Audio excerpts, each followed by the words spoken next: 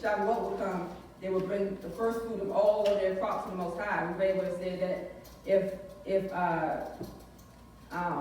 when they got to the land, to make sure they honor Yah, don't forget Yah by bringing him the first fruits of the land. So that's where we at with Shavuot. So right now we're in that time period. We're in the spring feast. We're in the time period in between first fruits and Shavuot. We're in that 49-day count. We're in around the 4th, 5th week of that count period. So we're moving in that time period and we're getting closer. So we're talking about it as we're growing closer to that time so we can understand it on it. So last week we talked about the Ruach. We talked about the Spirit. And the fact that as we abide in Yahushua, we abide in the Spirit, then we're able to produce fruit. So today we're going to talk about the fruit of the Spirit. And we're sitting like this because we're going to talk about it. We're going to have a conversation about it. And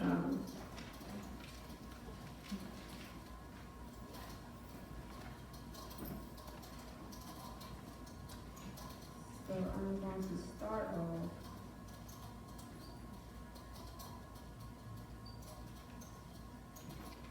I'm going to start off in Matthew chapter 3.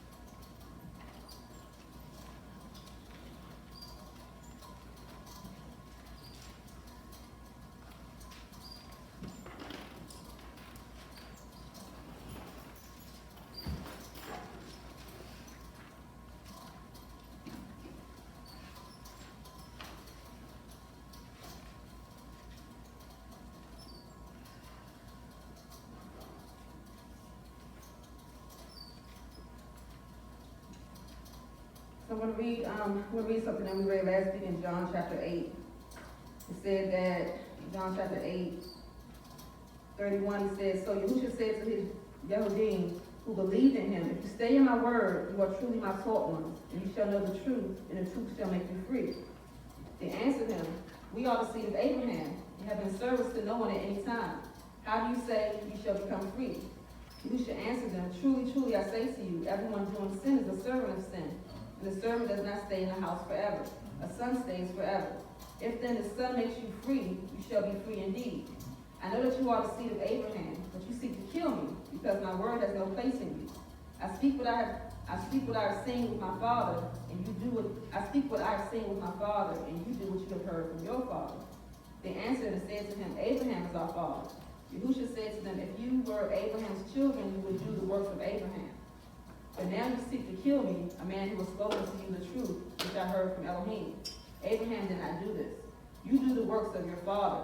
Then they said to him, we were not born of foreign, we have one father, Elohim. Yahushua said to them, if Elohim were your father, you would love me.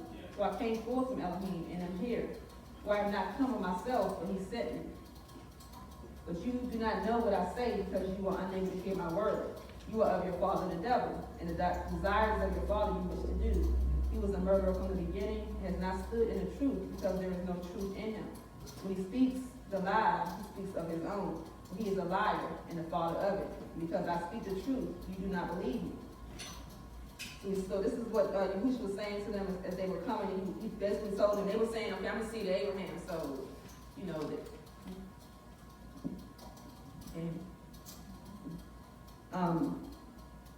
he said, I'm the seed of Abraham. So they were thinking that just because they're from the seed of Abraham that they were okay. He was saying, well, if you were of Abraham and in Abraham, and you'd be doing the same type of works, you would have the same mindset, the same heart that Abraham had.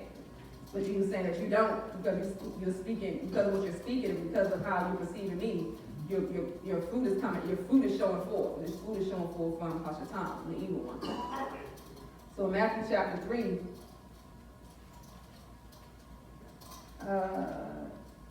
verse 7. So this is John, and he's immersing people. He says, and seeing many of the Pharisees and Sadducees coming to his immersion, he said to them, you brood of vipers, who has warned you to flee from the coming wrath? Bear therefore fruits worthy of repentance. He's telling them to bear fruit worthy of repentance. So repentance is when you're doing one thing and then you make a turn, to shuva, to turn. So he says to bear fruit that's worthy of repentance. The fruit that you're bearing should show that you made some type of turn. He says, do not think to yourselves, to say to yourselves, we have Abraham as father. For I say to you that Elohim is able to raise up children to Abraham from these stones. He says that the axe is already laid to the root of the trees. Every tree then which does not bear good fruit is cut down and thrown into the fire. So he says the axe is already laid to the root.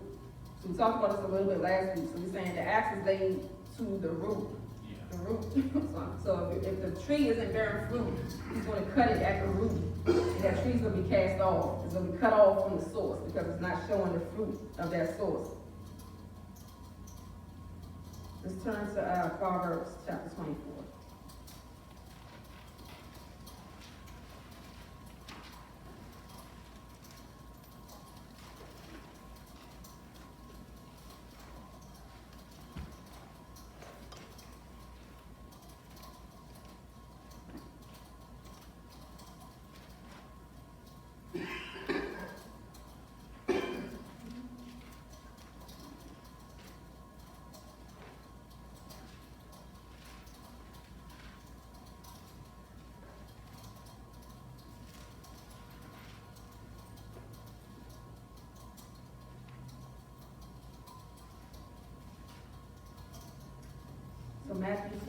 So Proverbs 24,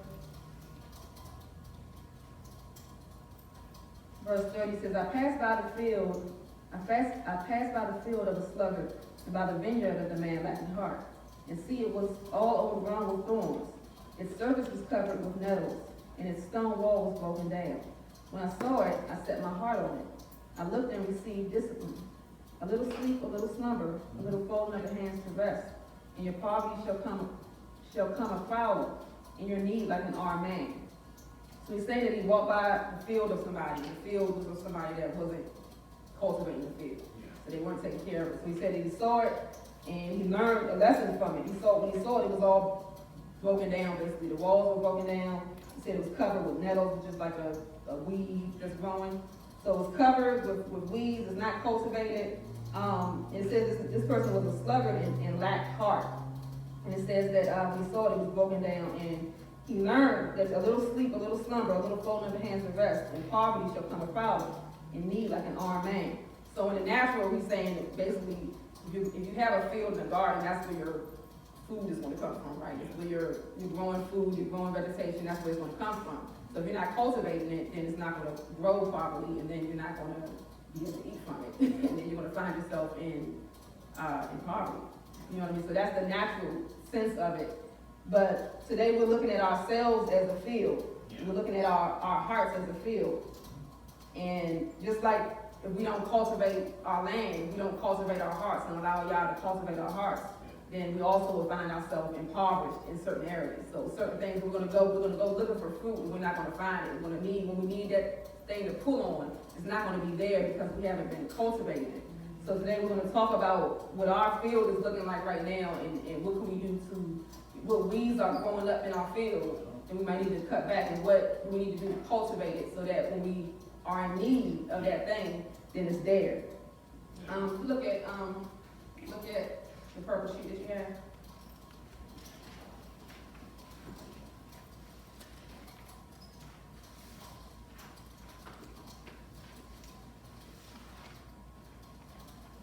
Last week we read Isaiah chapter 11 and talked about when Yahushua came, when the stump from Jesse that was going to sprout forth.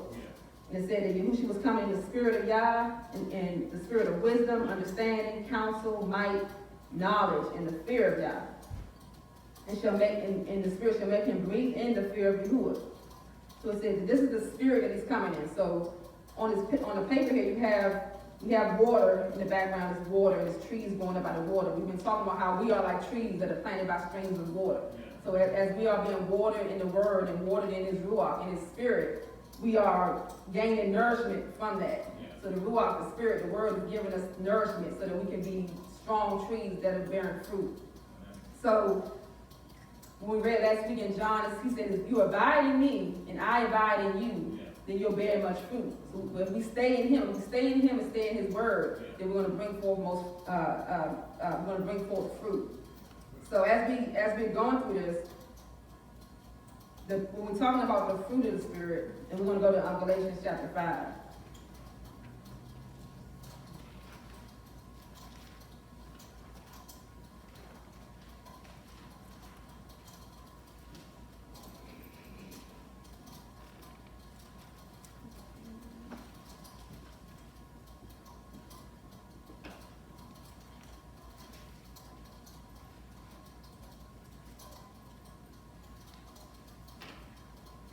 Galatians chapter 5, verse 16.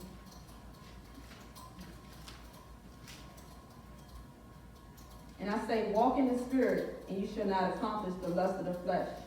For the flesh lusts against the Spirit, and the Spirit against the flesh. And these are opposed to each other, so that you do not do what you desire to do.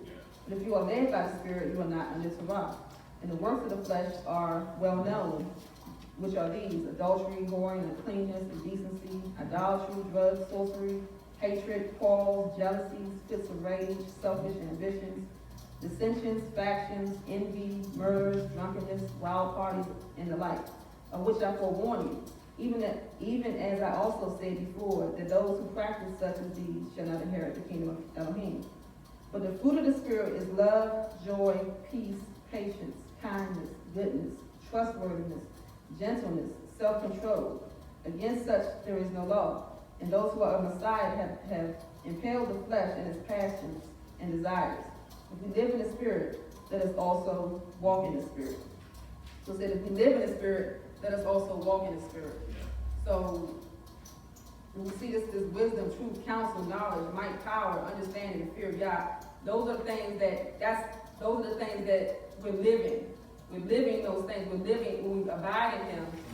That's what life is coming from. So as we abide in him, we're abiding in those things. Those things are what's soaking up. If we're a tree and we're soaking up, the roots are soaking up water. We're soaking in wisdom. We're soaking in truth. We're soaking in his counsel. We're soaking in his knowledge. We're soaking in his understanding. We're soaking in his might and his power. We're soaking in his understanding. We're soaking in the fear of God. So as we're soaking in those things, as a tree, we're soaking in that. So when the time comes, it says, if we live in the Spirit, if we live in those things, it says, let us also walk in the Spirit. So as we walk in the Spirit, that's going to be the actual bearing of the fruit of the Spirit. So as we are walking those things out, that's the nature of Yah. So these things are the empowerment of Yah. Yah's empowering us with his knowledge and power and wisdom. He's empowering us with that as we soak in him. We're absorbing those things from him. It's like nutrients that are coming up into us. And then the time comes as we walk in the earth, things are going to happen. And because we're soaking in it, then we're going to manifest fruit. We're going to walk in the Spirit. We're living in the Spirit, so now we're going to walk in the Spirit and walk out the nature of Yah. Yeah.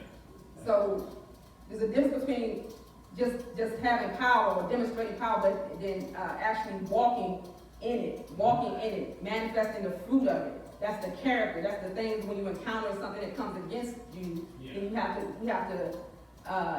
If you're soaking in this, then this is what's going to come out of you. His wisdom is going to come out of you. The truth is going to come up in you. His counsel is going to come to you. His knowledge is going to come up in you. His way of understanding is going to come up in you. You're going to be humbled by the fear of Yah. It's going to humble you and cause you to walk right. And his power is going to enable you to do what the Spirit desires to do versus what the flesh desires to do. Does that make sense? Yeah.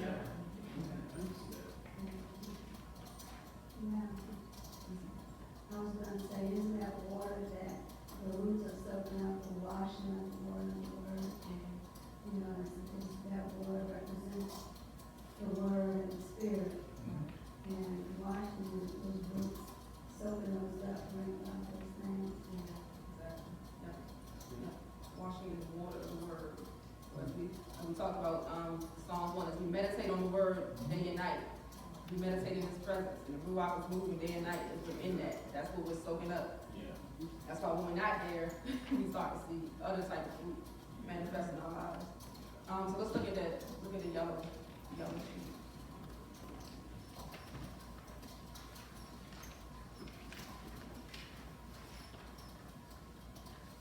All right, so we're gonna go through, these are the 9 fruits of the Spirit, that's in Galatians 5, that we just read.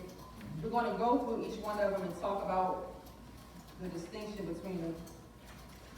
But know that they all go together. It's all like one fruit.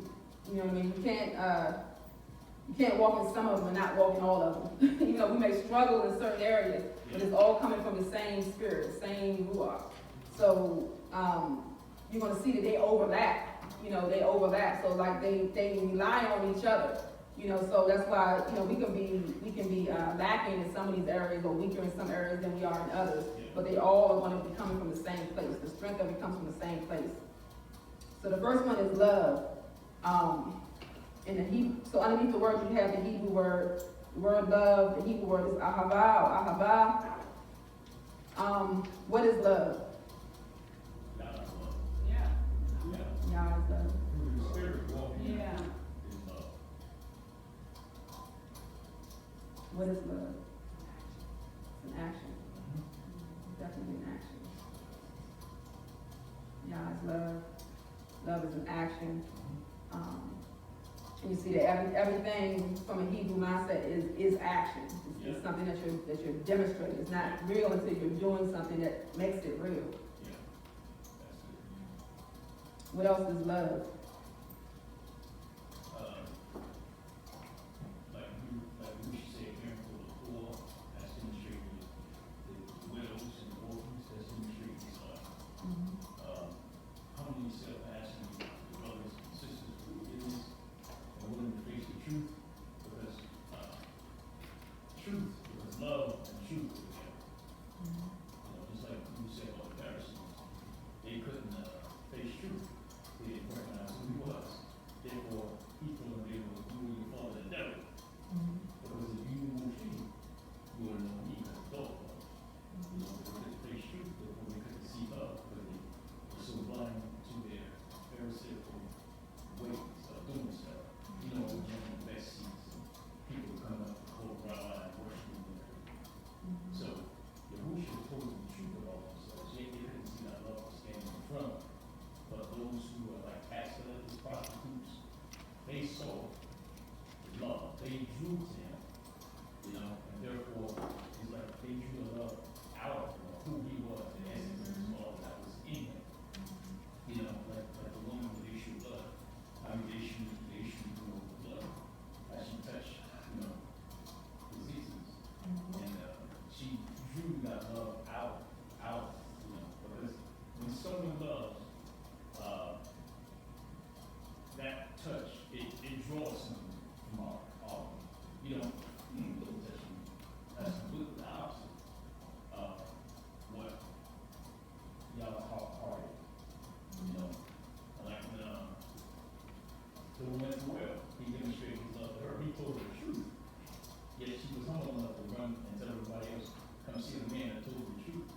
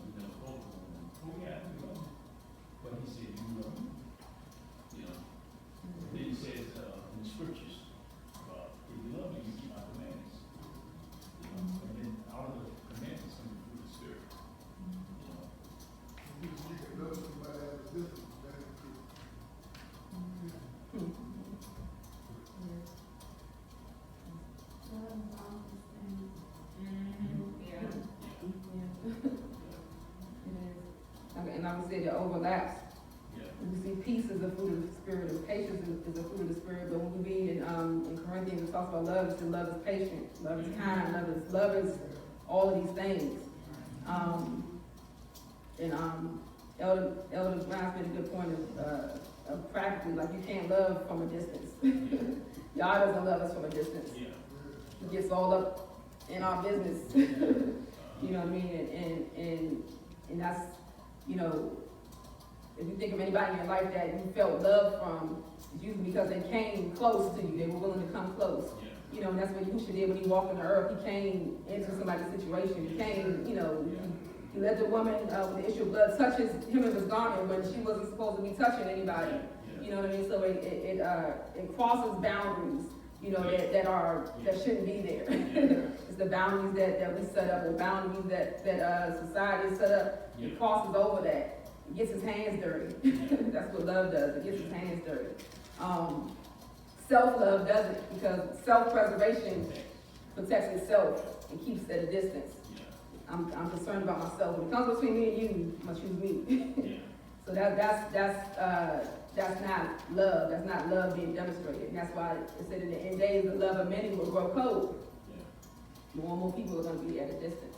It's going to be cold. It's going to be harder to experience love. Yeah. So that's why you just said that by your love they will know you and know that you are of me. Yeah. Because your love is going to be different from the love that they're experiencing in the world as the love is going cold. Yeah. In the world, love is going cold amongst believers. Amongst us, love is going cold. You have to intentionally go past, like y'all said, go close, get closer. And because when you get closer, you get to see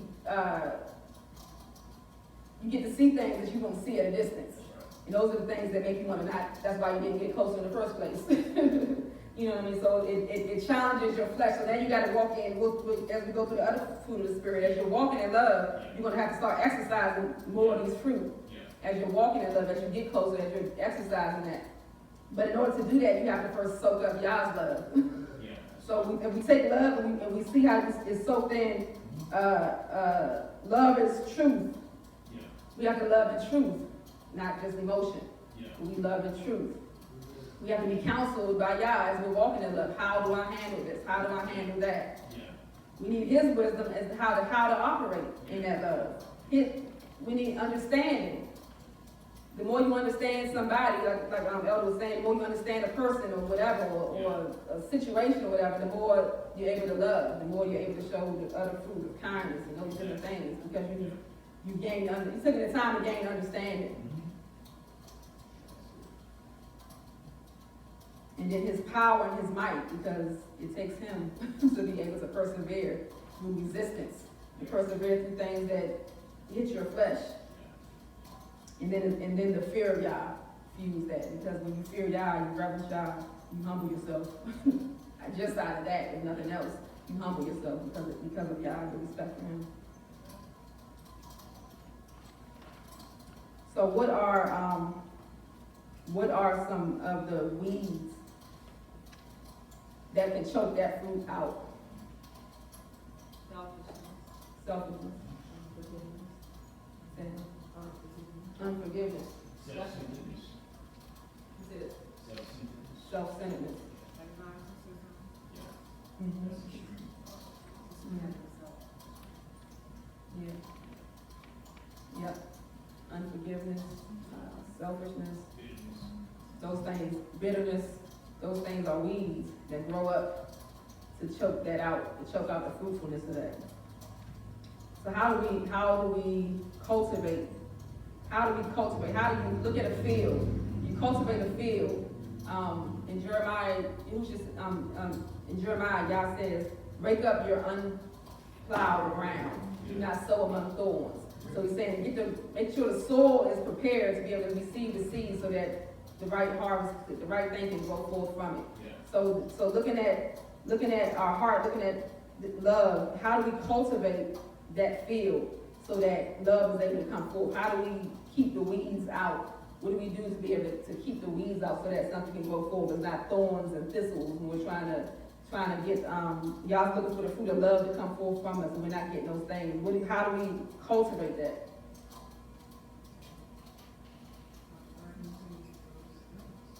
Say again.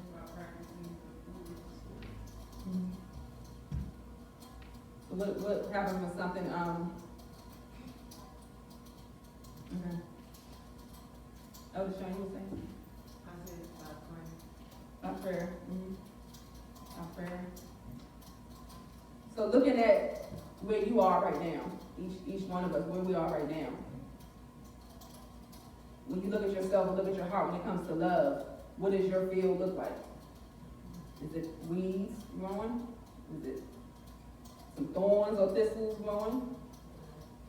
Is it something we cultivated? You know how you have weeds in your field, like a dandelion and a little colorful weeds? That's me. Colorful on the inside, and with it. That's how I feel.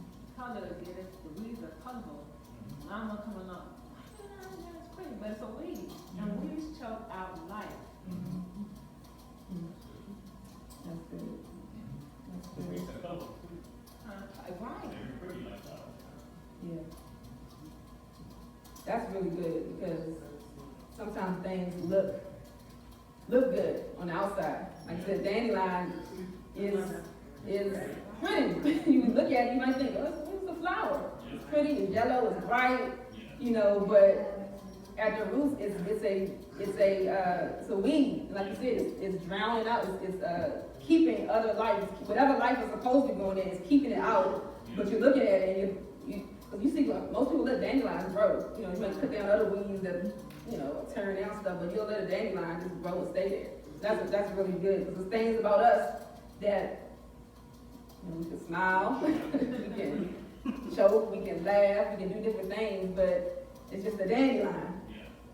And if we don't deal with that, if we don't recognize that, because sometimes we fool ourselves.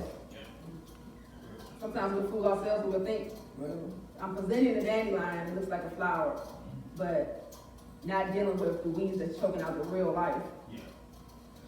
There was some choke things on that root. Say it again. There was some choke things on that root. Exactly. And the root is where it soaks up the nutrients. It's soaking up. Beautiful that So it's choking out the spirit. It's choking out the word. So, our buttercup weeds? Yeah. Yeah.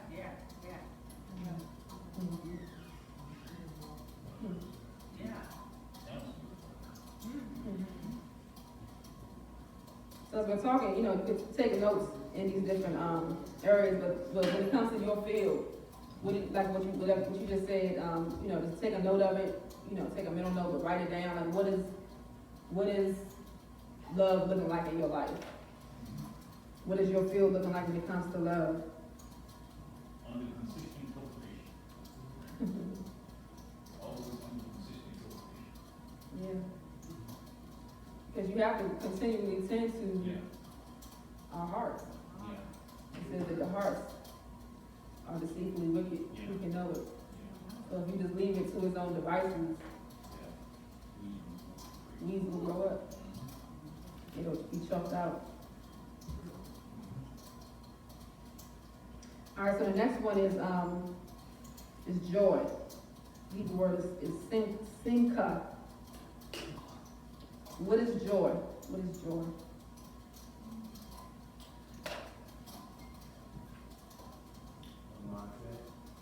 A mindset. That's good. That's good. Yeah. That's good. Mindset. Something that comes from within. Yeah, that's great. Wells up from within. When your mindset is what you receive, that you will still, that fruit, it overpowers what you see, what you're supposed to do. You know? Yeah. Yeah. Feelings are feelings. You know? Yeah. That's right. Anybody else? Is joy motivating? Like the joy of the Lord is my strength? How it motivator? That's good, yeah. A battery, keep it going.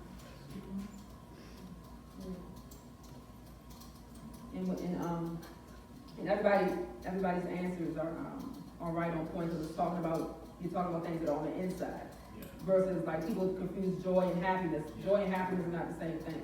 Happiness comes from the outside. It's from your senses. You see something that makes you happy. You know, you eat something that makes you happy. You know, things on the outside happen or don't happen or whatever. That's your happiness is up and down. You know what I mean? So joy is on the inside. That's something that sustains you despite what your senses are experiencing, despite what's going on. Joy is something like Sister Judy said, it wells up on the inside of you. And like Brother Kevin said, it's a mindset. So it's something that's made on the inside, that you determine on the inside, something that you see despite. Like I said, Yahusha, for the joy set before him, endured the cross. Yeah. For the joy set before him, Yeah. for what he could see Yeah. in the future, far off, Yeah. the purpose for which God had set for him, for that joy that was in him, he endured Yeah. death and pain Yeah. and persecution and humiliation and all those things. He endured that because of that joy that was on the inside. So like Sister Zayda said, the joy of Yah is our strength. Yeah. His joy gives us strength to endure. Right, right. He endured it. So he endured. So he endured in the flesh. This is as we have to endure in the flesh. So he gave us joy to be able to that gladness, that thing that comes up, that rejoicing inside of us, that supersedes everything else. So that strengthens us, because what's the opposite of joy?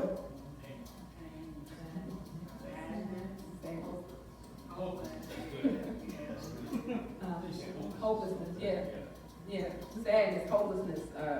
Those things will consume you and wash out everything else.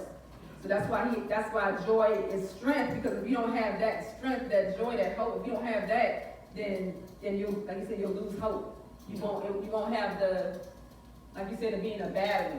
A battery gives you power and juice, and it gives you vitality. But when that battery starts to die down, it loses, things don't work as well, it starts to die down. So that joy keeps you strengthened to be able to deal with whatever you have to deal with. What are some weeds that choke out joy? Fear. Fear. Great. Regret. Discouragement. Wisdom Okay. and strength and physical. The blood is sure how my Savior is asleep before you die. You beat it right there. You know? Thank you.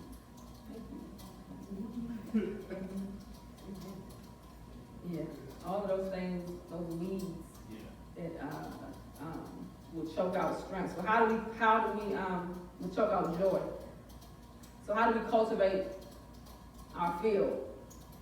What seeds do we sow to be able to counteract all of those things, discouragement and fear and depression and regrets, all those things? How do we cultivate our field so that joy can not be choked out? It's like consistently staying in this person's talking to someone that you can reflect back to, because the scripture says iron sharp iron. So we sharpen companies of each other that we share. With those that we trust, who are able to minister to us, help us, you know what I'm saying? Yeah. And because the scripture says there's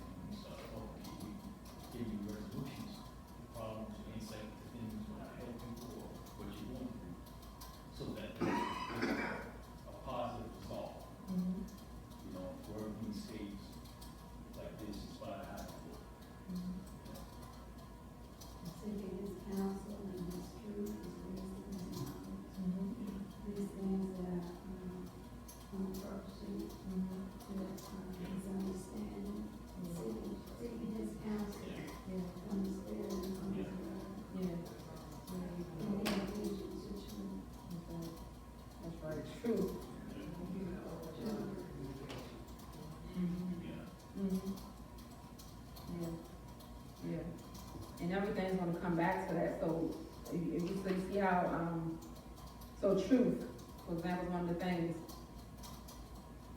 will help you to, so when he endured the pain of the cross, when he endured what he was going through the cross, it's because of the joy set before him, and the truth that he understood. Yeah. If you didn't understand, if it wasn't a truth, if it's not a truth that you understand, you won't be able to rise above, to be able to hold on to that joy. But it's because you understand something deeper and greater, and you understand the truth, because he's revealed it. He has to counsel us in every situation. Okay, what is the truth in this situation? Yeah. What is the truth that I hold on to?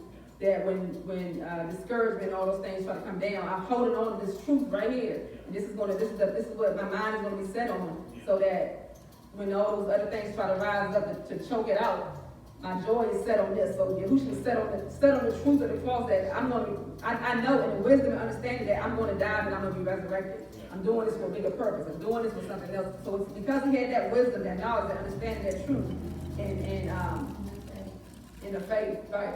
So he was able to trust. He was able to trust. He was able to hold on to that joy in circumstance. So we have to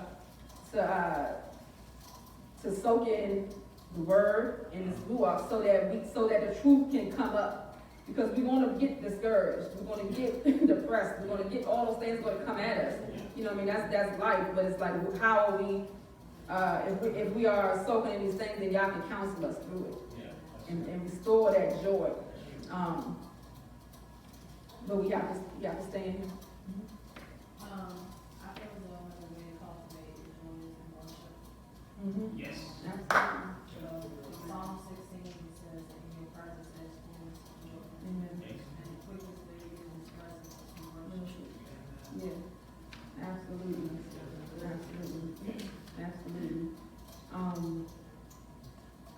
And along with that, Thanksgiving. Yeah.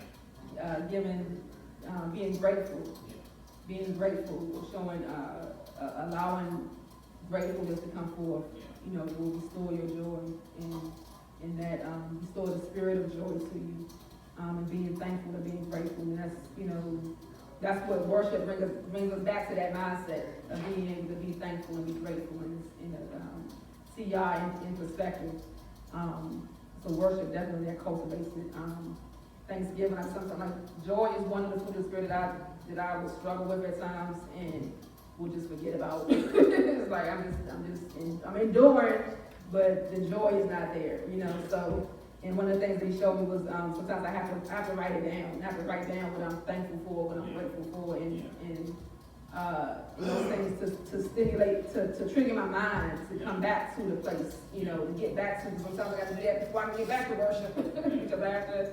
I can get to a place where that gets choked out. So one of the things I do to cultivate is to write down, what am I thankful for, what am I grateful for, and writing out praise. That's why so many songs, you have all the songs that are songs of thanksgiving. And because David was a worshiper, and he constantly, and you'll see him go through transitions sometimes in the songs, and start off in one place and then end up in another place. He'll talk about my enemies and this, and then he'll get to a place where he's like, and I give praise to y'all. He'll go through those changes during the course of the songs, and we see it written down. But those are his meditations. We talk about the meditators, allow Yah's Ruach to filter through our emotions. There's nothing wrong with the emotions that we experience.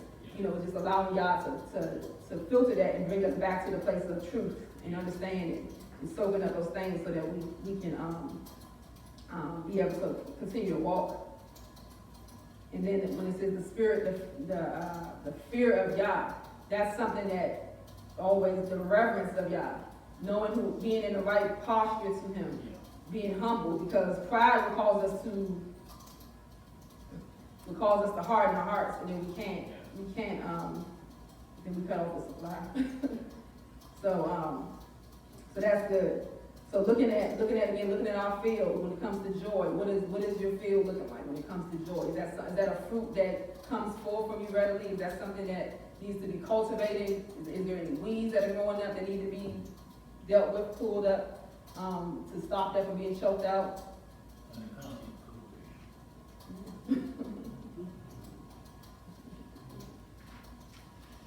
All Alright, so, peace, shalom.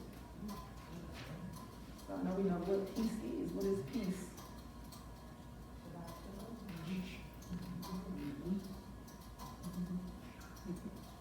What is peace? It's like, it's like Brother Jeremy said, he is peace. Right. It's like when you're in the midst of who he is, you can have peace in spite of, war maybe going around, a lot of just craziness, but, and your soul will stay calm. Right. It won't plumb through all that area of what you're in, just like Psalm 91 says, the light under the shadow of Ruach. And I would say, Jehovah is my refuge and my fortress, my God. It builds a fortress and refuge in your mind, which keeps you stable, keeps you at shalom. You know, because you're abiding in Him and you're resting in Him. That's why what happens is when you come, you stay. Because you can't do it on your own. On your own, you're ready to knock the water off, cut the head off, do whatever, blow the house up. But, you know, abiding in Him keeps you stable. And He keeps that shalom, that wholeness, that soundness, that oneness with Him. You know? Yeah. Well-being, Mm-hmm. it's, being grounded, Yeah. knowing that in your contentment, there's prosperity.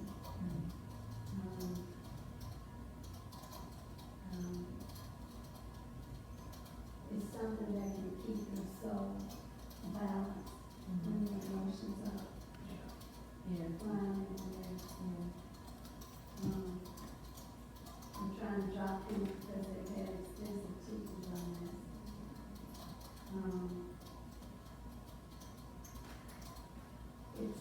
It's something, the peace that He gives, the shalom that He gives, passes human understanding, because it's not, doesn't come out of your mind. Yeah. Right. It doesn't come out of, your thinking. Yeah. It's something that runs deep, that becomes a part of you as you get to know Him. Yeah.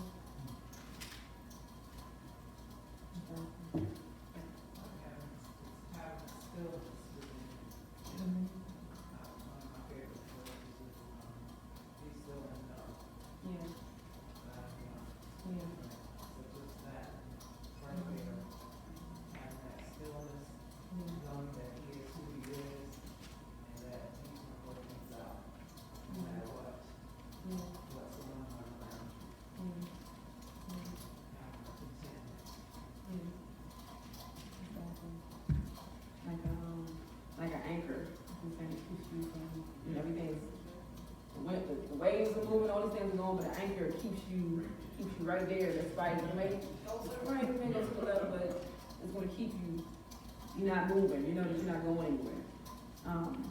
Like I said, it's completeness, wholeness, it's nothing missing, the whole together. Apostle put out the scripture, peace that passes understanding, passes this understanding, but like on your paper, that understanding comes to the understanding that He brings forth.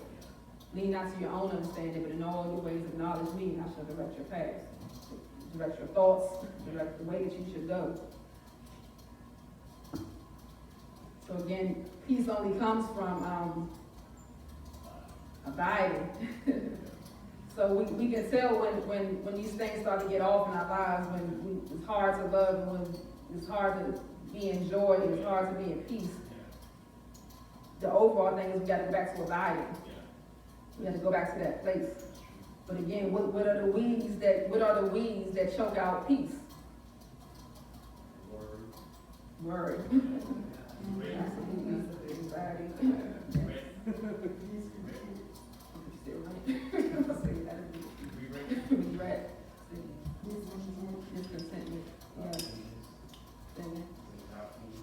Doubtfulness. Yeah. Yeah. Yeah. Broken trust. Broken trust. Yeah. Especially broken trust in Yah. Yeah. We found out trust in Yah. And broken in that. This is a hope deferred makes the heart sick. Hope being deferred for so long, they're like, yeah.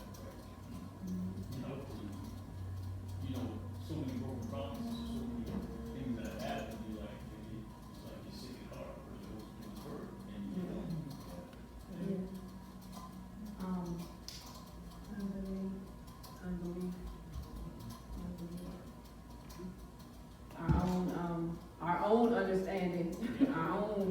way of perceiving things and thinking things and seeing things will keep you out of a place of peace Yeah. Yep. and security. It goes back to that anchor, you know, that's, all of that experience is secure, that, you know, that anchor keeps it secure. Sometimes that anchor will break, you know, the chain will break, Yeah, you know? yeah. But the thing about it, things are just like when they were on the boat with Yahushua, Yeah. and the waves and stuff started kicking up. You know, he was asleep because he was at peace. he had a full understanding that it was okay, but nothing looked like it was okay. You know, and so they were not at peace. What did they do? They went and woke him up, shook him up, like, hey, you know, do you see what's going on? Because from their understanding, we getting ready to flip over. We getting ready to drown. That was their understanding and their perception. You know, but what you should say, you have a little faith. You have little faith, you know. And then he just got up and calmed the storm. So these are things that we grow in through our relationship with him, through our experience with him. It's continual cultivation, it's a continual process, it's a continual growing. In our relationship with God and human relationships, as you get to know people, you know, okay, after a certain period of time, somebody proves to you, okay, I can't trust them, or I can trust them. You know what I mean? Or I can, I know with certain people that you may give something to do, and you may have to watch them, make sure they get it done, or you may know, I know they got it, you know, so you're at peace about it. You know, so that comes through time and longevity of relationships. You get to know those things. So then that puts you at peace. So again, as we're abiding, so we're looking at our own field, we're looking at how are we at peace? Is peace our regular place that we abide in, or are we, you know, you can be one that has an anchor most of the time, but things are moving, but we're pretty stable. Or we could be just, it ain't no, we done cut the rope to the anchor and we all over the place, you know, and we constantly need something on the outside to come and bring us back to that place. So looking at your field, where are you when it comes to peace, to abiding in his shalom? All right, going to the next one, patience. Another word for patience is long suffering. And the Hebrew word is arek af. And what that means in the Hebrew, the arek part means long, like a long breath, and the af means let me get this right. It's together the arak is the long and af is like a nose. It's like taking a deep breath. It's like the nose, when the nose flares up when somebody's angry there.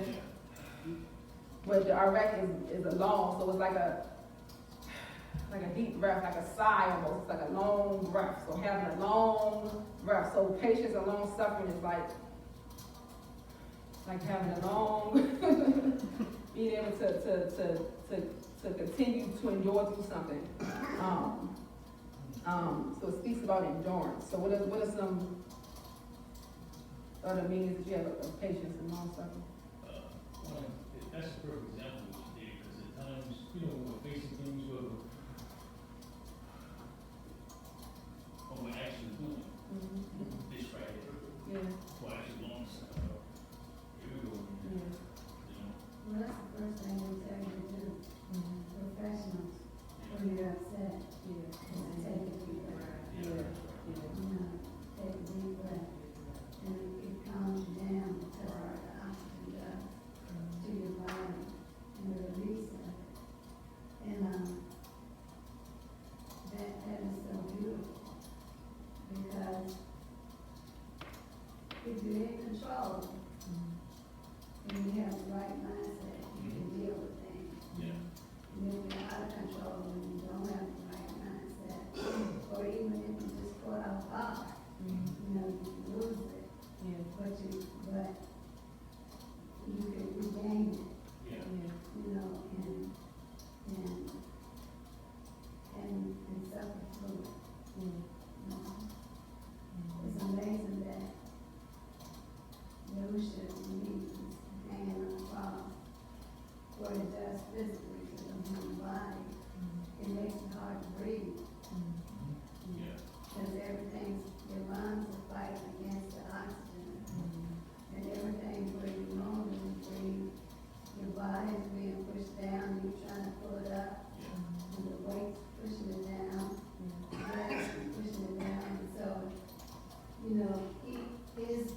his long suffering was, excruciating because he endured it. He endured it. Because some things we go through that we have to be long suffering about, Yeah. and we can take that deep breath. But there are other things that is like being on the cross. That the endurance of it is hard, and there's a depth to it, and you have to have a patience within you that can cause you to go through that long suffering, where you feel like you can't take that deep breath, but yet it's there. Because you know supernaturally, it's there if you just reach deep enough.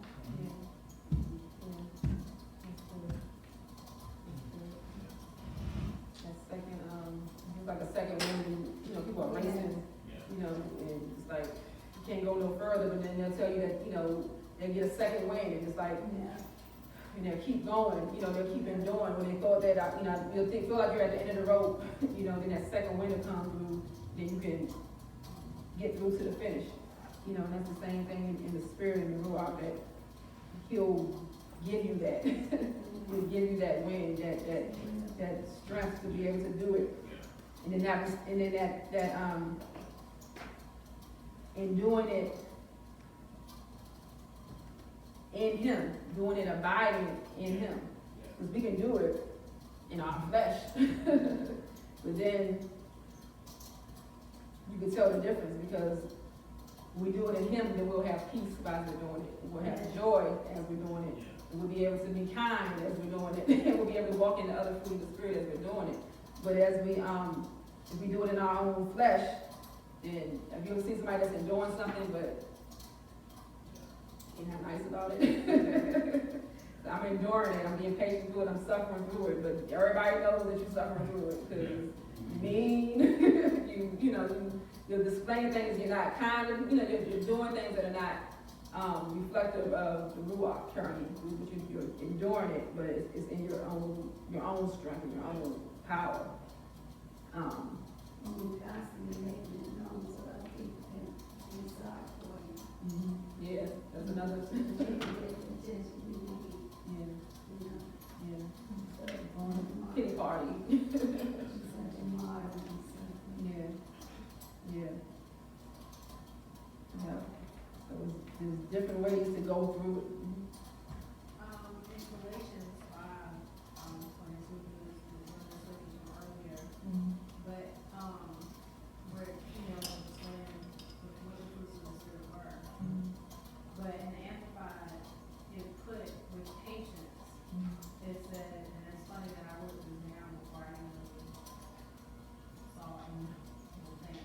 But it said that patience, long suffering, is not the ability to wait. It's how you act while you wait. Right. And to me, that was the biggest component. Yeah. Because, that's, because y'all is always concerned with the heart of things. Right. So, in our giving, it's not looking at the dollar amount, it's what are you really feeling about giving?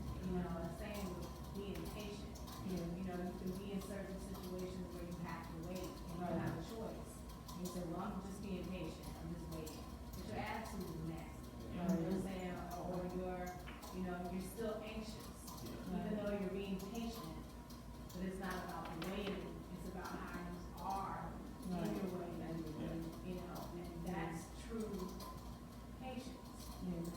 That's true patience. Right. Yeah, that's exactly it. It's what are you, as you're there, when you demonstrate, like you said, you don't have no choice but to, if it's waiting, you have no choice but to wait. You stand in a long line, you see some people that are standing in line there, waiting, other people, you having a whole fit and trying to see who else gonna have a fit with you, and pulling other people into it, it's gonna make no sense, you know what I mean? Like, so everybody's waiting, you know what I mean? But some people are waiting patience, waiting with the fruit of the spirit, being exercising self-control, which is the fruit of the spirit, and kindness, and maintaining their peace and maintaining their joy as they're waiting. So that's good. Because I come to Walmart, it's crazy. It make you learn to be peace. Before waiting in long line. Try your patience.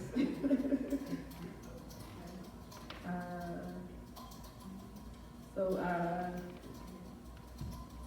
some of the weeds, we talk about the weeds that'll grow up, that'll keep patience, fear, Yeah. anger,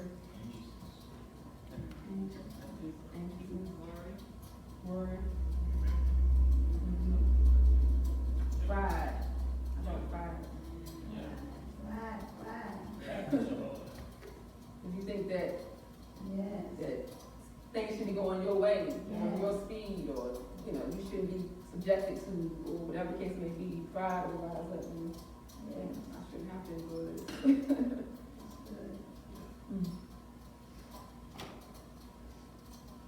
So how do you cultivate patience?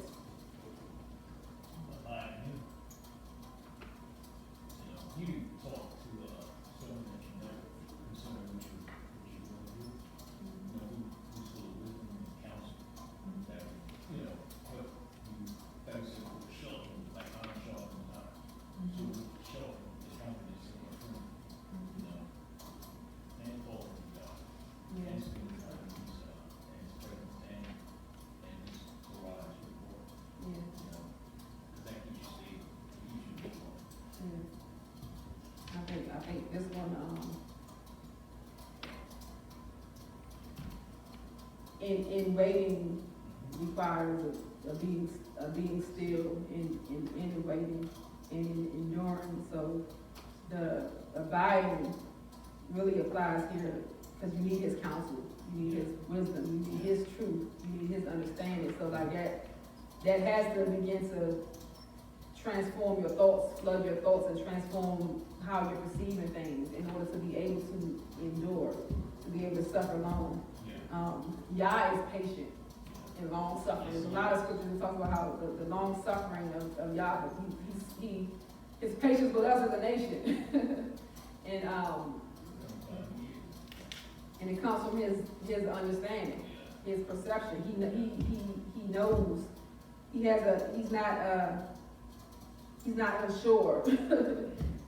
Our inability to keep going comes from uncertainty. We get to the point, I don't even know if this is even worth it. Stuff like, but to keep going is there's a knowing. There's a understanding that allows you to continue to go through. And like we said earlier, like love fuels all of this. And how do we cultivate? How do we keep that cultivated? Like you said, abiding in His word. So looking at our fields, our personal fields, take a look at how are you enduring whatever. We're all enduring something. Whether it's particular relationships, whether it's circumstances, whatever it is, whatever we're dealing with. How are we enduring? How are we dealing with? Even dealing with people, sometimes the situations that follow us, and sometimes the situations we just encounter shortly. How are you dealing with people? The scripture says, bear with each other, weaknesses. Are you patient with people who have things that you may be irritated by, or things that may rub you the wrong way? Are you able to deal with that in a way that demonstrates the fruit of the Spirit? All right, so the next one is kindness. The Hebrew word is hesed. Kindness. What is kindness?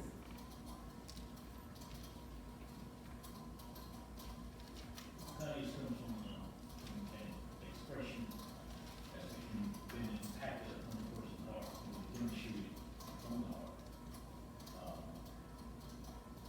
And just doing it from the heart. It's an action. As you said, standing on the heart.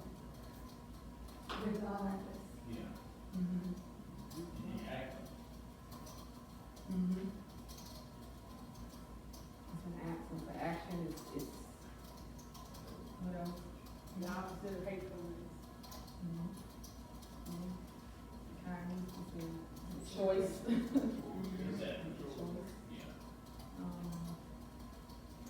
Consideration. Consideration, yeah. Yeah, my job, I have, sometimes I get smart comments from, some of the players. And immediately my mind will go, what should I say, what should I do? Then he'll give me a solution right there. Don't say nothing, or just talk to them, like we've been doing, Yeah. So when they see that through me, they say I'm not moved by what you say. Sometimes I feel like I can better, but I don't like to respond to that. My mind goes, what you want me to do? What's up with this person, what's going on? Then I respond to that. Sometimes I can't say nothing, then I respond to it. I think it's clear, my head's clear, and I'm able to respond the right way. Just, I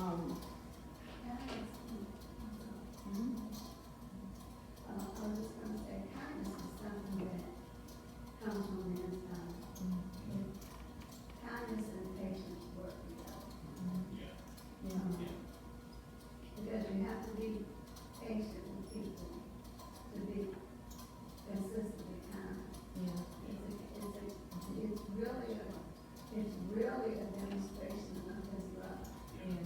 kindness.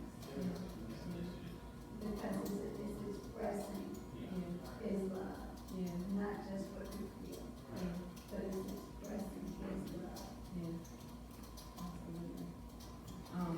In certain places, that word instead is translated as grace. So when we think about the grace that y'all has towards us, it's kindness. It ain't because, we're acting right. It's not because, you look down, it's like, oh, you're doing so, it just comes from that love. It comes from out of love, Yeah. and when you abide in God, he'll stir that up in you, Like people, like in the world, they have things people do called acts of kindness. And people, what are we gonna do today? It's an act of kindness. We're gonna walk in, we're just gonna pay for somebody's lunch, or doing something that's kind. It's just out of love. Generosity is another word for it. So it comes out of that. We said love is giving. So it comes out of that love, out of that giving. So kindness, you can't be kind and not give something. Kindness, I'm giving you a smile, I'm giving a word, I'm giving, a compliment, I'm giving something. That's kindness is the action is giving something. It's coming out of love. So a person who receives, if you get a recipient of an act of kindness, like what do you feel? Joy. You feel joy, you feel love, you feel peace, you feel thought of. You feel like someone has considered you. So that's the fruit that you feel when you experience that. It's like the scripture says, it's the claims of God that makes man to repentance. Yeah. I've been in that situation where I know I'm but when I see him express himself through me, Yeah. it breaks me, it harms me. Yeah. Because God, I didn't do it. Yeah. But I think it puts my mind in a perspective where you love me that much, that in spite of what happened, or what's happened, you reach out to me, and it harms me to make me want to come closer to him. Just like the scripture says, that kindness of the Lord leads a man to repentance. Yeah. If you are living through your knees, if you are your heart in a place where I need you, and I'm so grateful that you see for the anointing. Yeah. I don't see right here, but you see where we're going, line so to say, we saw ahead, it's God in the shame. We said, boy, that was kindness, that leadership. Kindness involves trust too. Yeah. Because kindness doesn't look for evil. Yeah. Yeah. It has the ability to discern evil, but it doesn't look for evil or mistrusting people. It doesn't look for a reason to do. Kindness just is. Yeah. It's just demonstrated. Yeah. It's like it's selfless. It's not, Yeah. there's no strings attached. Exactly. It's just, yeah, there's no strings attached to it, it's just selfless. Like I said, I was good, when kindness brings us to repentance, this is kindness. I don't know if you ever had somebody that you didn't like or didn't care for too much, or had some kind of thoughts towards them, and then they did something kind towards you, and it kind of just, Send you back. yeah. What's going on? What's your? Mhm. Yeah, yeah, that's good. Colossians 3:12 says, clothe yourself in kindness. Sometimes you shout out people with your kindness. Sometimes you shout people with your kindness. Yes, you do. I came to the store one time, and she had a way to get there. When I got to the store, she said, "Very little pennies I can't even get going." So I got a few pennies. I ran man, I got to take my car, go to the store and get some groceries. She said, "How much I can spend?" I said, "Get you some groceries." She said, "How much I got to spend?" I said, "What you need?" I shot her so she didn't know what. I said, "Oh, well, you ain't gonna spend that much. You know, just get what you need." That's a demonstration of Yeah. God's kindness. And what you need? Yeah. See, when they got what you need, you go buy that. So, I can't buy it. Yeah. But I was led by the Spirit to do that. Right, right, You know? yeah. Cause God is making his appeal to people through us, Yeah. you know, whether it's to the world or to each other. He's trying to let us know, hey, I still love you. Hey, I see you. Yeah.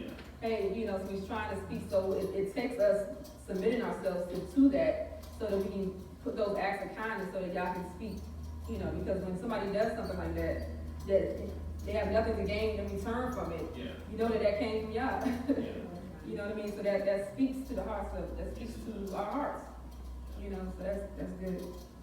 Proverbs 3 says that kindness and truth never leave. And it never leaves, and that goes along with what you just read about, clothing yourself in it. It's like you said, it goes over yourself, and it never leaves you. When you have them clothing, Yeah, you know, it covers everything, yeah, you know? clothing yourself in it. When we think about putting the full armor of Yah on, we think we're gonna fight battle, but clothe yourself with kindness. Clothe yourself with kindness, and it, you know, it brings joy and love back to us as we experience it. What weeds will, choke that out, will choke out kindness. Stinginess, I won't, yeah, I won't, You self, self, and greed, self-centeredness,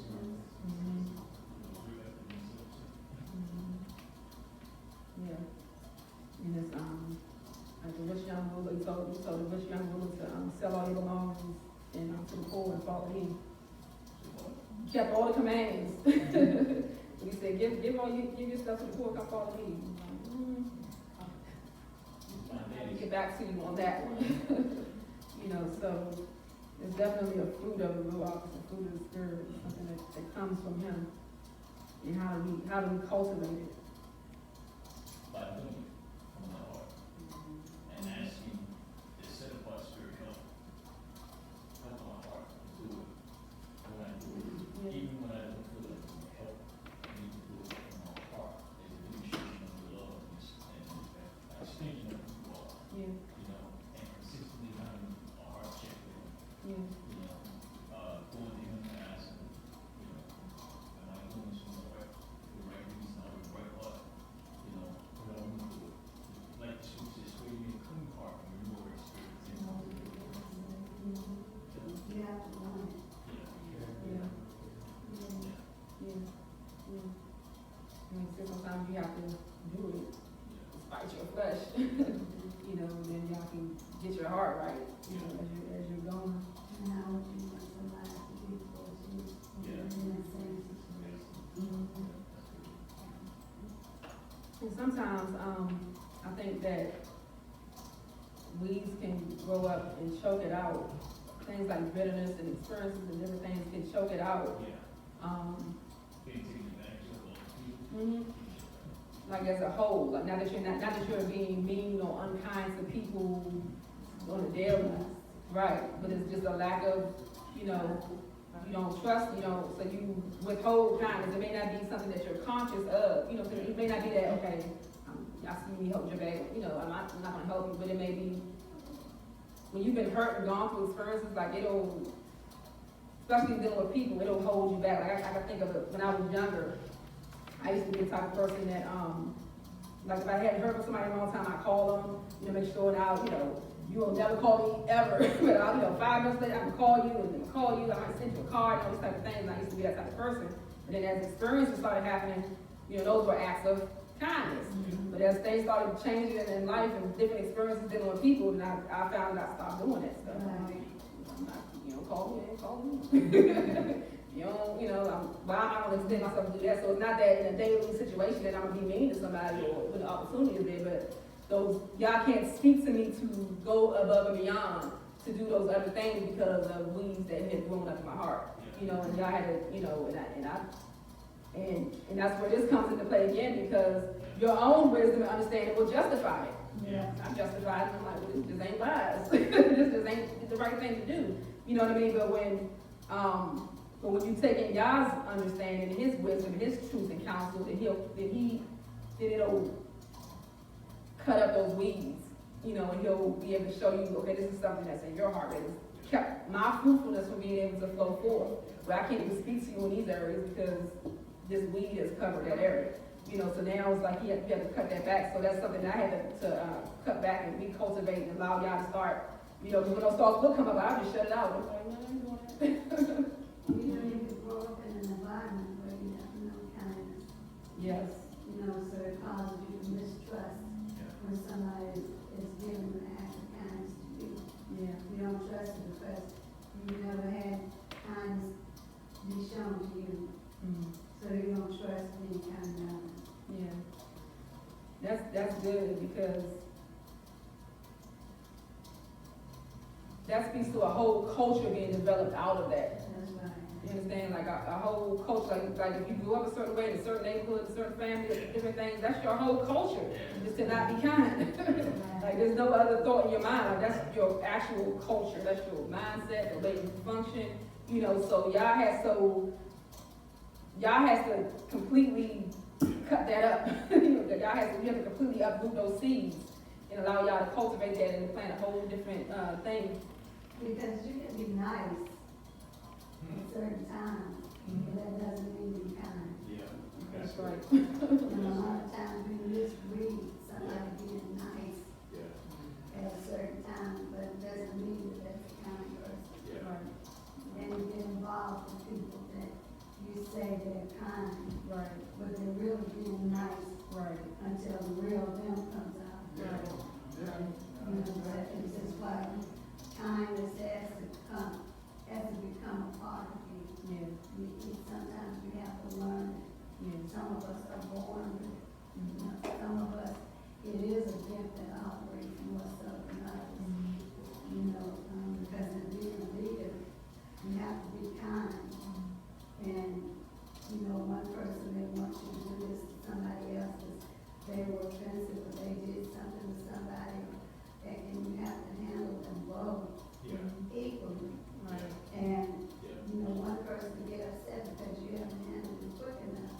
You haven't handled it in the way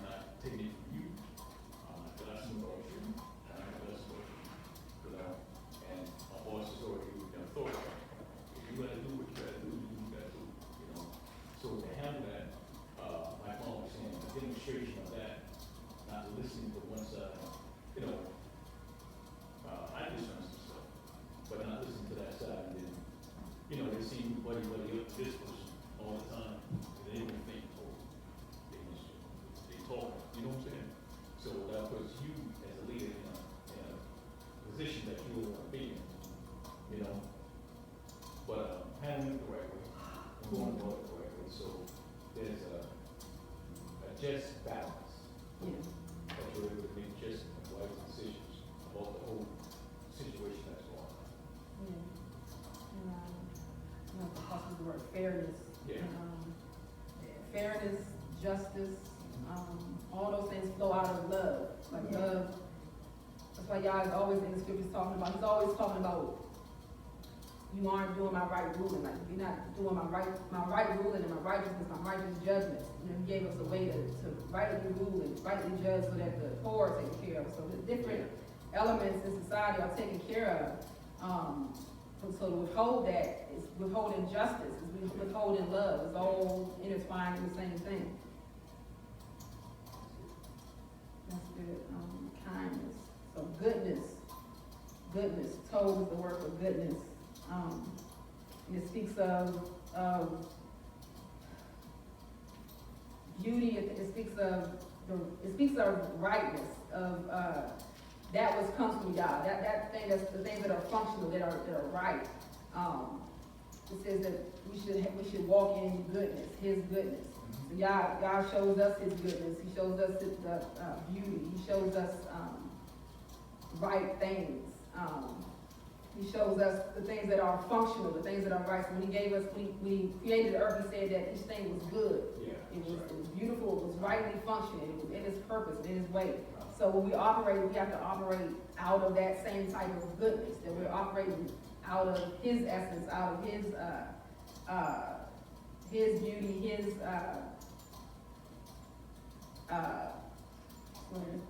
functionality. Yeah. You know, so the things are doing what they're supposed to be doing. So we're walking in that goodness. It's weird. I know everybody probably heard about the abortion thing in what was it, Alabama, where they made abortion basically illegal in Alabama. Yes. And it's funny, Yes. like it was weird to me to hear it because it just sounded odd to me because that just hasn't been the case for a long time. Yeah. So it just seemed odd. I was almost conflicted for a minute. Like I'm like, that's right. It's the right thing. It was kind of like, but is it right? Is it wrong? Because we're so used. Because this society is like, you know, you have the right to your own body to do whatever you want to do. You know what I mean? So that's been the mindset. That's how we flow here in America. That you have the right to do anything that you want to do. Yeah. You know, so it was weird. Like it threw me off when I heard it. Because I was like, abortion was made illegal. What? It was like, it should be, but it's kind of like, but, you know, so it's, you know, but in y'all society, that would be the case, you know, because that's goodness, you know, I mean, that's you know, a demonstration of His goodness or whatever, so, but it just shows how in this world, things get mixed up, you know what I mean?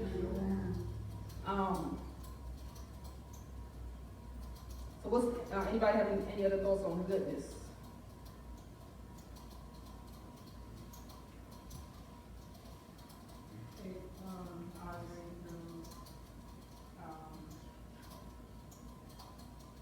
Some of the words that stood out, moral excellence. Mm-hmm. It's fair and complete. Mm-hmm. Something that's good. Right. Right. The right motive. Mm-hmm. Right motive. Mm-hmm. Mm-hmm. Yeah. And I like that, complete. You know, when something is good, it's not lacking in anything. Yeah. It's, you know, it has all the components there. You can't really complain, but you can't really argue with something that's good. When it's goodness there, you can't really argue with it. So that's a fruit of the Spirit that He tells us to walk in goodness. He said, let your acts be in such a way that I can't remember exactly how the word, but when you go before men, let your acts be without. Right. Yeah. Right. There should be no evil spoken. It should be, you know, good, goodness.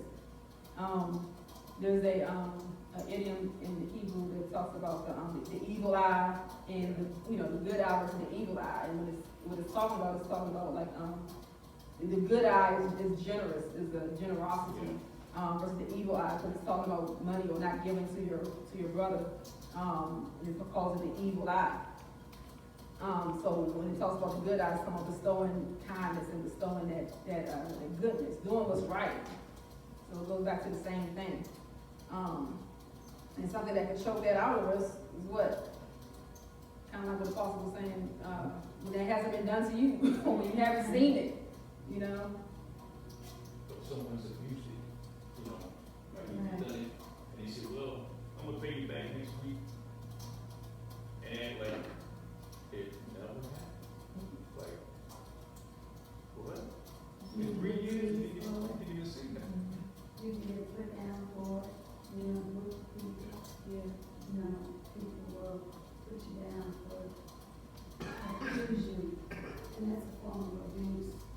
Accuse you of trying to be seen or trying to do something for recognition, you know. I guess people, what they call it, like the good two shoe. Yeah.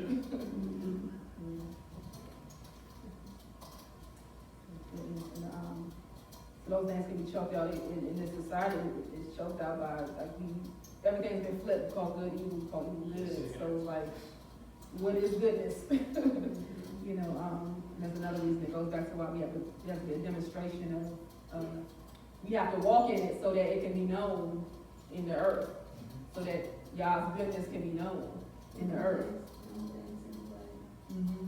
Yeah, doing things His way, despite, and it causes you to stand out. You know, that's what he did. It's like the Pharisees and the people said stuff about it. He was still good. Remember he said, when he went up here and all those who were sick and afflicted of him, he still demonstrated good act. Even up when he was in the state by the two thieves, and one said, you know, the story about he forgave him, and he said, but this is what will be with me. But the other one was like, hey dude, what's up? Yeah. You let the Bible say me and everybody else, you know. But the other guy couldn't see what the thief really saw who he was. You know, the one that was, I think, on the right side really saw him for who he was. This man's innocent, you know, and this man has the ability to forgive. So he humbled himself even though he was nailed to that stake like he was, you know. And it's like, okay, that's not shit. And I know that he's the truth. But then he went right in that paradise with Yahushua. Yeah. So while other people following the hell. And He shows that goodness. It's a parable that talks about how, reminds me of a parable, one of the parables we talk about the workers. They came at different times, Yeah. and Getting paid. but they all got paid. They all got paid the same. Yeah. Yeah. Mhm.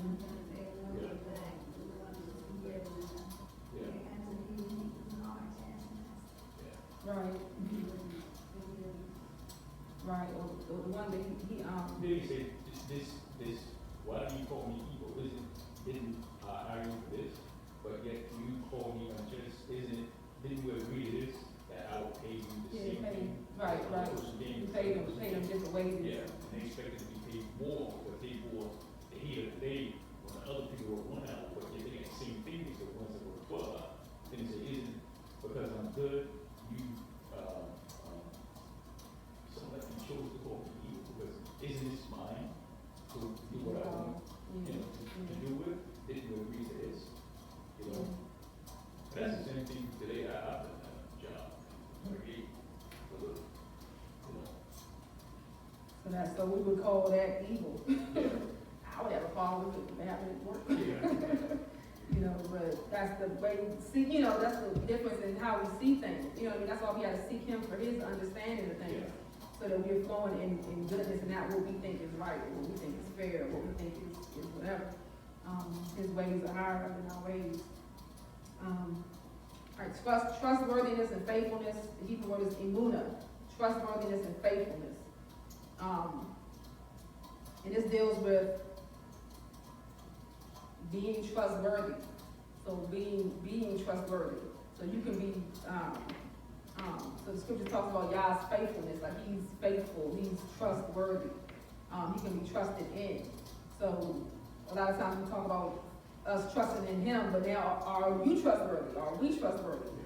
Are we faithful? Can he trust and rely on us to do what's right, to demonstrate the rest of these fruits of the Spirit? Can people trust us, trust in us and rely on us, and know that we're trustworthy when it comes to different things in our lives? What chokes that out? Trust, trust what chokes it out. Pride, fear, jealousy, anger, Encouragement, truth, beaten, for the name that look like Jesus.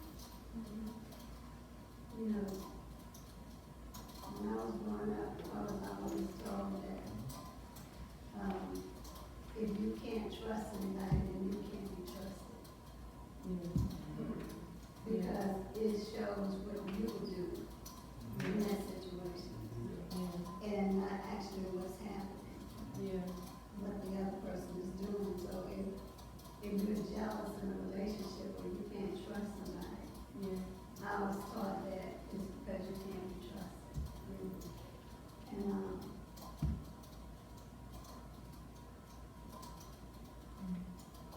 And then I was taught how a person who had been trusting and then taken advantage of over and over,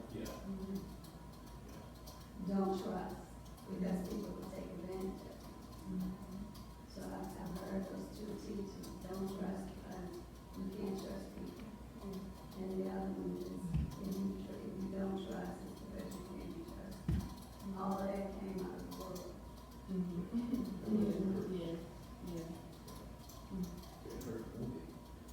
Other people who go to that will tell people, who are wounded, they'll put that, sometimes they do that same spill on it, because they're operating on hurt or wound stuff, they put that on them, oh, you should, I can't trust a man, girl.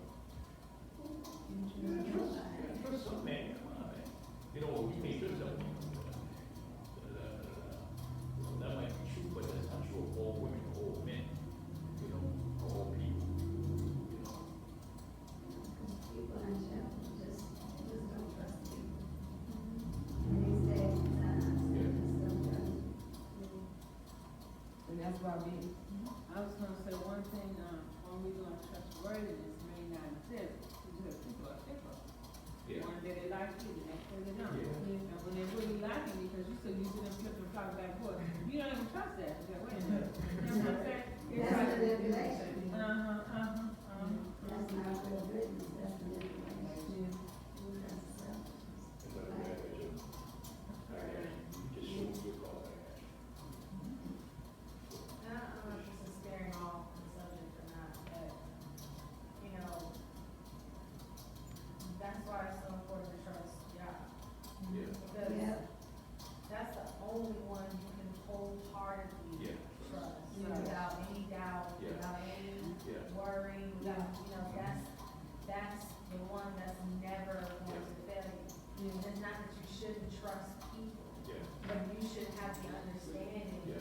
that people are going to fail you, Yeah, even if they that's don't right. have the heart to, or That's that's right. not their motive, Yeah. but they will. Yeah. And they'll show you a reason why you shouldn't wholeheartedly trust them. Yeah. Because there are flaws and there are issues and there are all kinds of things that cause people to fail you when it comes to trust. But, but then the other side is, you shouldn't be completely hardened, Yeah. That's right. to people. But, Yeah. but the wholehearted trust should only be, Yeah. grace should be given to people. Yeah. Right. Right. Mhm. But wholehearted trustworthiness Yeah. should be, that's it. I agree with that. That comes from his wisdom. Right.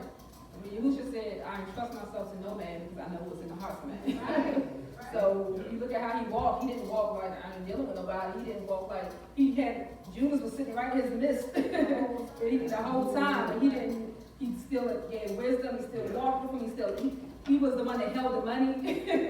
Right. Okay, but he didn't entrust himself to them, you know, he knew what was in man, but he trusted Yah was keeping him, Yah was leading him, so that's exactly how we have to be, like, our trust is in Yah, because we trust in Yah, then we can walk in trust relationships with people, knowing that Yah is the foundation, and like you said, that's a good way you said it, giving grace, everybody else is giving grace, you know what I mean, and that trust thing connects with Yah, because, so this is about us being trustworthy, so we become trustworthy. We can't be trustworthy if our trust isn't in Yah. Right. If our trust is in Yah, then we can be trustworthy because we're stable. Right. So we can do what needs to be done. You know what I mean? We can be relied on. He can trust us to do things because our trust is in him. So like, it's a reciprocal thing. You know, so it goes both ways. So we are not trustworthy is because we're not trusting Yah in some dimension. You know, you can't be relied on. You can't be, nobody can rely on you or trust you to do anything because something is unstable. Right, man. Something's unstable. Well-minded, unstable in all the ways. So that's something to look at. Are we trustworthy? Are we faithful when it comes to Yah in our walk? Can Yah trust us? Is our character, do we abide in him to a point where our character can be consistent? He can trust us with different things? Or are we all over the place? Or can people rely on us? And Yah rely on us, and people rely on us, so pretty much the same thing, because Yah's going to put you with people, for the people to rely on you for something, you know, but he's entrusting that to you, you know what I mean? So when he puts you in that position, when he puts people in your life or situations, can he trust you to handle it the right way? You know, just like he was talking about leadership and having to handle things a certain way. Exactly right. You have to be trusted to exercise the other fruit of the Spirit. Why don't you never let me do nothing? Think about it. Okay. There's something else. Oh, you said, I'm sorry. Go ahead. I'm saying trustworthiness too. If you trust someone, if you got this person right, you trust them, which makes them line up with your trust. Because you said, wow, someone trusts me, I can do this. Even you start off not caring no kind of way, but if the person has faith in you, you kind of, I can't do this, and you come through for them out of love. But it's like the opposite of trustworthiness is no trust, but if someone puts trust in you, that makes you trustworthy. You know what I'm trying to say? Yeah, like it'll help cultivate, it'll feed you that. It is done out of love and not manipulation, because when I first started teaching, everybody told me about this little boy. Don't trust Gary, don't let him do nothing. He was the one that would tear up the classroom. You know, you have to send the kids outside and try to help them get stuff together. He had emotional problems. But I put Jerry in charge. Right. I gave him responsibility in the classroom, like taking up the rulers and erasing the boards. We had chalkboards then. And, you know, things like that. Until it stretched all the way out to where I could send him to the office. You know, and he would come straight back. So that's what I would do in my classes, where they told me, you can't trust someone, so that child ain't gonna do it, that child. I would give that child more responsibility. And you work it out of them. It worked because what was in me was sincere. Exactly. They responded to that. And they responded to that because nobody had ever shown them that, trusted them with anything before. And it goes back to what we were saying about, if you haven't been trusted, you're not going to be trustworthy. Who we find in the trust with you? You know? And that's something that the whole letter of Mashiach has to continue to be a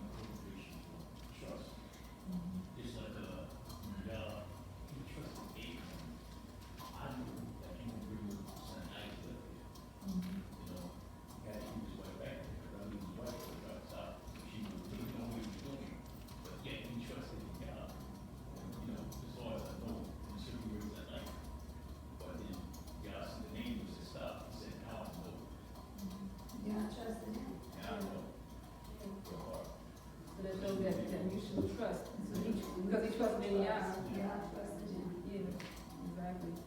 So it goes both ways. So that's trustworthiness and faithfulness, and we look at ourselves and how that's flowing in our lives. Gentleness. Gentleness here is dealing with, meekness. Is another word for gentleness. Meekness in it's like humility. So gentleness is, like it can sound soft, like, okay, being gentle. It's not just being soft, it's being, gentleness is like power under control. It's like humility, meekness. Scripture says that Moses was the meekest man, around. It described him as being meek. Yahushua was described as being meek. Yahushua said that the meek will inherit the earth. So meekness is not weakness. It's not like just being soft. It's having power, but it being under control. Like Yahushua at any point in time could have, it said he could have got the angels to get him off the cross and could have did all number of things, but he walked in meekness and kept that under control. So we talk about gentleness, being gentle, being meek, is a humility. It's I could do this, but I'm going to handle this gentle. The gentle answer turns away wrath. So it's you could be a certain way, but you're controlling it. So that could be you could respond out of rage, but gentleness controls that and comes up with wisdom and understanding, and it handles the situation in a gentle way. It's not like you can, when I work in the schools, you have some teachers that will come and kids start acting up, and everybody shut up and sit down, and you can hear the screaming, and just like, you just gone crazy, you need to sit down and hush and whatever, but you have some teachers that some teachers can go to the front of the classroom and just stand there, and then the kids are like, sit down and calm down, same problem, two different ways of handling the problem. You know what I mean? So like gentleness is controlling. It goes along with self-control. So it's controlling it. They also say that modesty is another word that goes with gentleness. It's being modest, being meek, being humble, being modest. You look at modesty in apparel or how we dress. It's like it's saying I could come and put on this and put on that, and to get your girl dress on, get your boy dress on, and or you can have muscles, you can come in and have all the things going on and just showing, because I can or because I have this. But modesty is, even though I have this, I'm not going to display it. I'm going to walk in meekness, and I'm going to put that under control. You know what I mean? So that's another area where we exercise meekness and humility and gentleness towards each other. You know what I mean? So like, so it's power under control. So you can be strong. You can see somebody that's strong. You got your WWF wrestling people, and they're just come in strong, and break down everything. But then you met somebody that knows martial arts, that really is into martial arts. The word I think is taming wild horses. Yeah. And when they break, how gentle it be. Yeah. And the bucket. Yeah. Once they break them, it gets so gentle. Yeah. Then you can tame them and get on their back. Yeah. And it won't bump. You can do anything more with them. Yeah. They get gentle. Yeah. Little child can go doing that day. Yeah. You won't do anything, just walk around and leave it. Yeah. And get so gentle. And that was one of the examples that was, when I was studying the day that Oh, that's in that animal. Yes. The hundred and burger, they got so gentle, once they break. Yeah. But that power is still there. Yeah. But it's not going to got under control. You can't do that by beating them, you have to do it by continuously riding them. Continuously riding them until he calms down. Yeah. I knew a teacher that used to go through the classrooms, quizzing people's kids. People in their ears would talk real soft and be squeezing the life out of their ear. He said, man, you're talking too loud, and tearing their ear up. That's just, I just put that.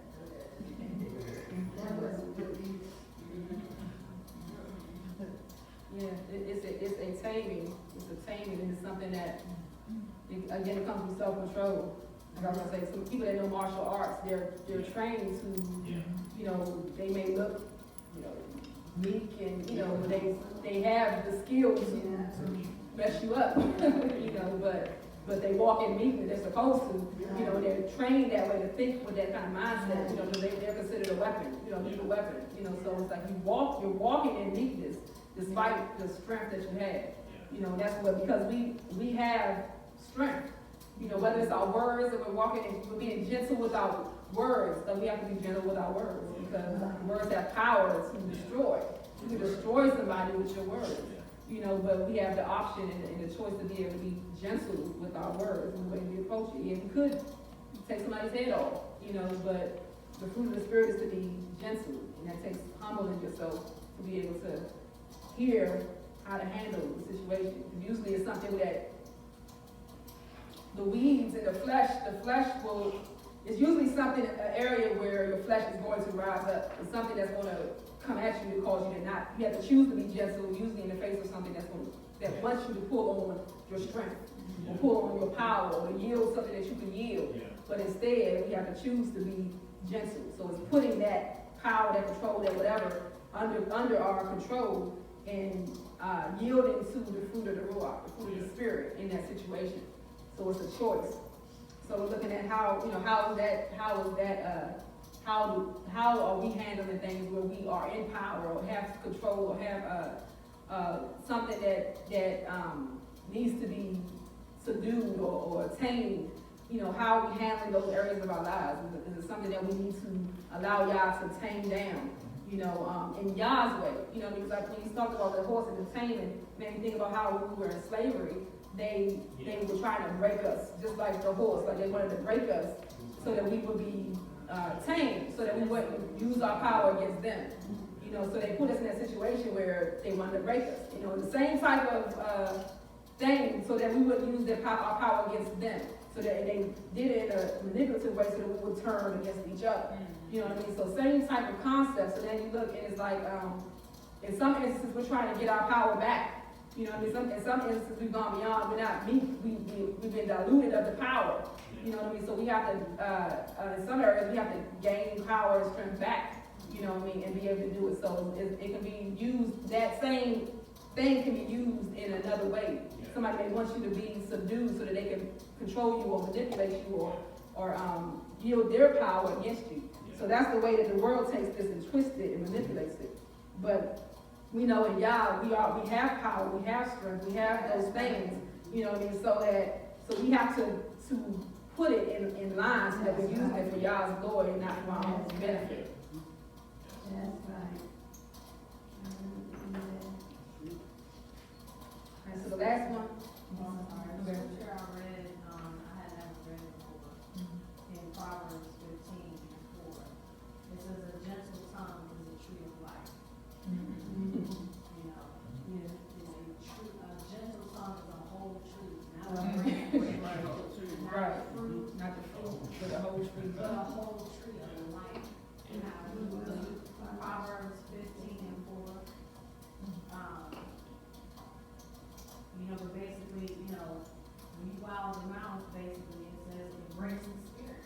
So, you know, it's like how much, you know, how much can come forth from you watching what you say and how you talk. The rest is like the scriptures call murder with your tongue, just as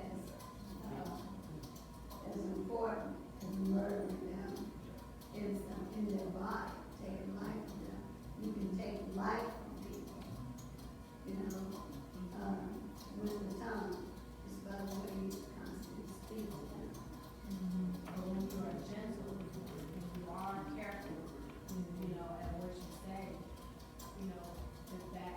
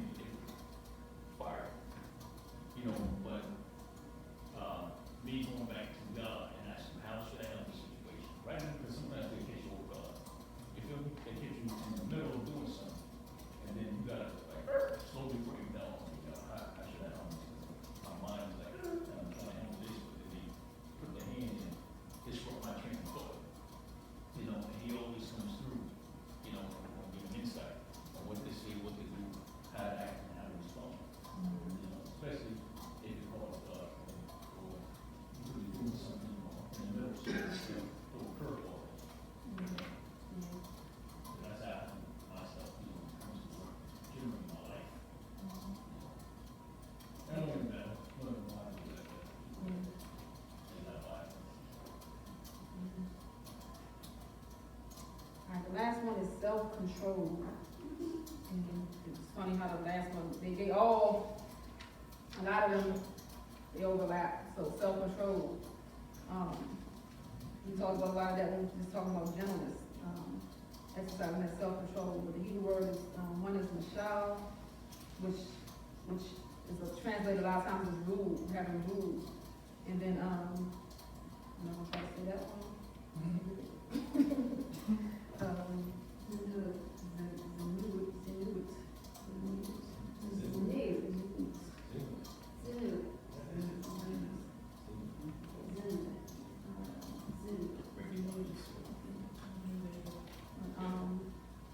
So the first one with Shaw talks about, it's translated as rule, so we see that in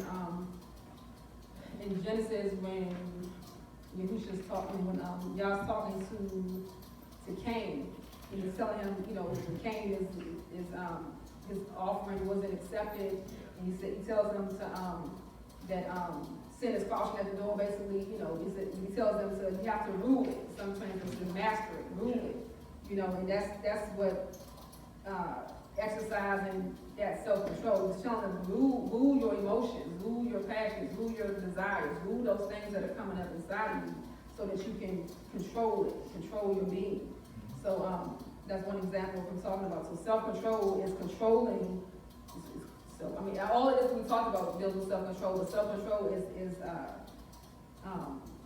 ruling over your emotions, your mind, your thoughts, having rule over it. Not allowing it to be mastered or ruled by something else. So there's a lot of areas where we with self-control can get out of hand in different areas of our life. Sometimes areas that only affect you, or sometimes areas that affect other people. Your eating can be out of control. We don't exercise self-control with eating. I know that's something that we all deal with to different degrees of self-control when it comes to eating. You know, but that's a fruit of the spirit, of being able to exercise control. So we gotta look at, okay, well, what desire is rising up that I'm not taking care of? What passion, what thing or emotion is rising up that's keeping me from being able to exercise that control?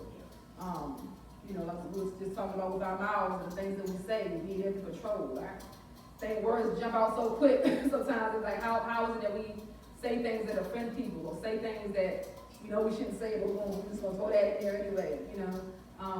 Having that self-control over our mouths and the things we say. So, what are some other areas of self-control?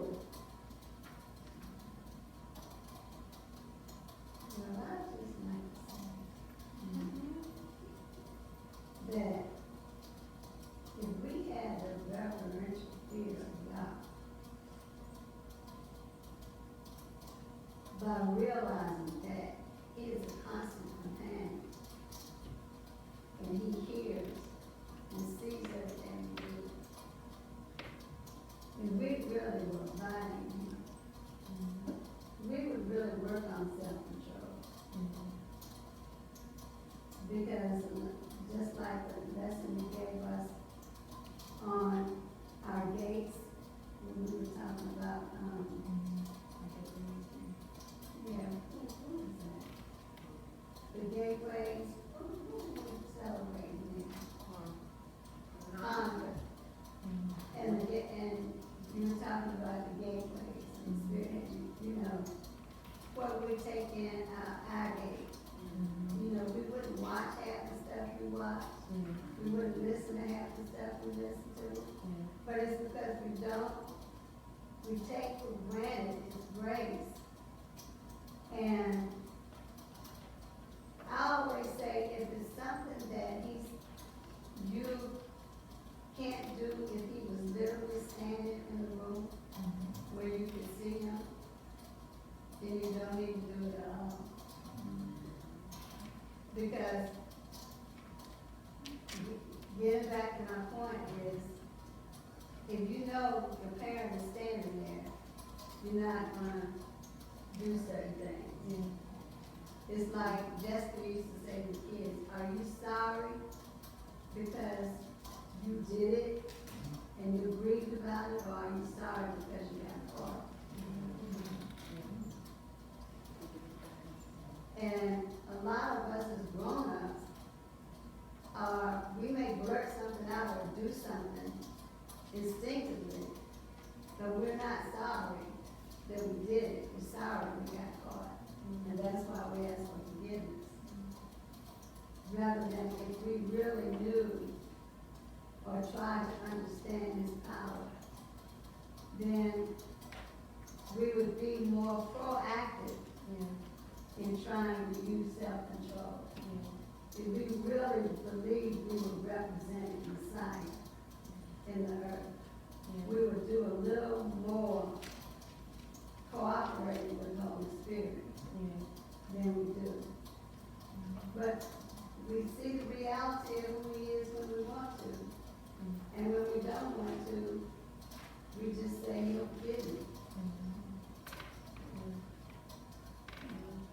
And I think one of the things that keep us in this mindset, the weeds that grow are disrespect for the word,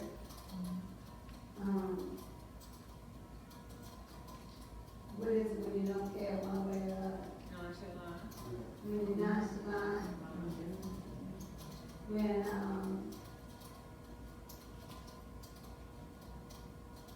he just doesn't mean a whole lot until you get desperate for something. He's not a constant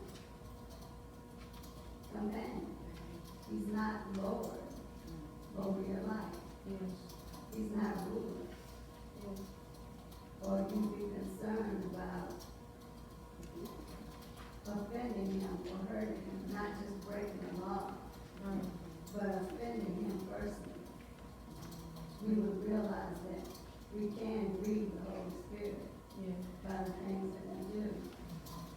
But I remember when I was a little girl, I used to say, when I get big enough, I'm going to so and so and so and so. Oh, I'm not ever going to do such and such and such. I would say that behind whoever's back. But the Spirit had me look at that quick, fast, and in the earth. What you doing now? You know, okay, you're grown. So what you doing now? You're following these laws as I commanded you. And now your own guilt bothers you, whether somebody sees you or not. Because you know that I see you.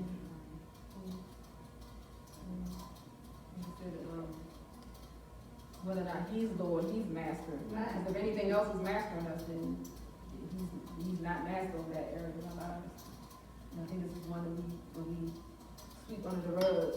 You know, because a lot of times the things that nobody else is around, or things that we deem to be acceptable socially, because so many things become acceptable because so many people partake of it. It's acceptable.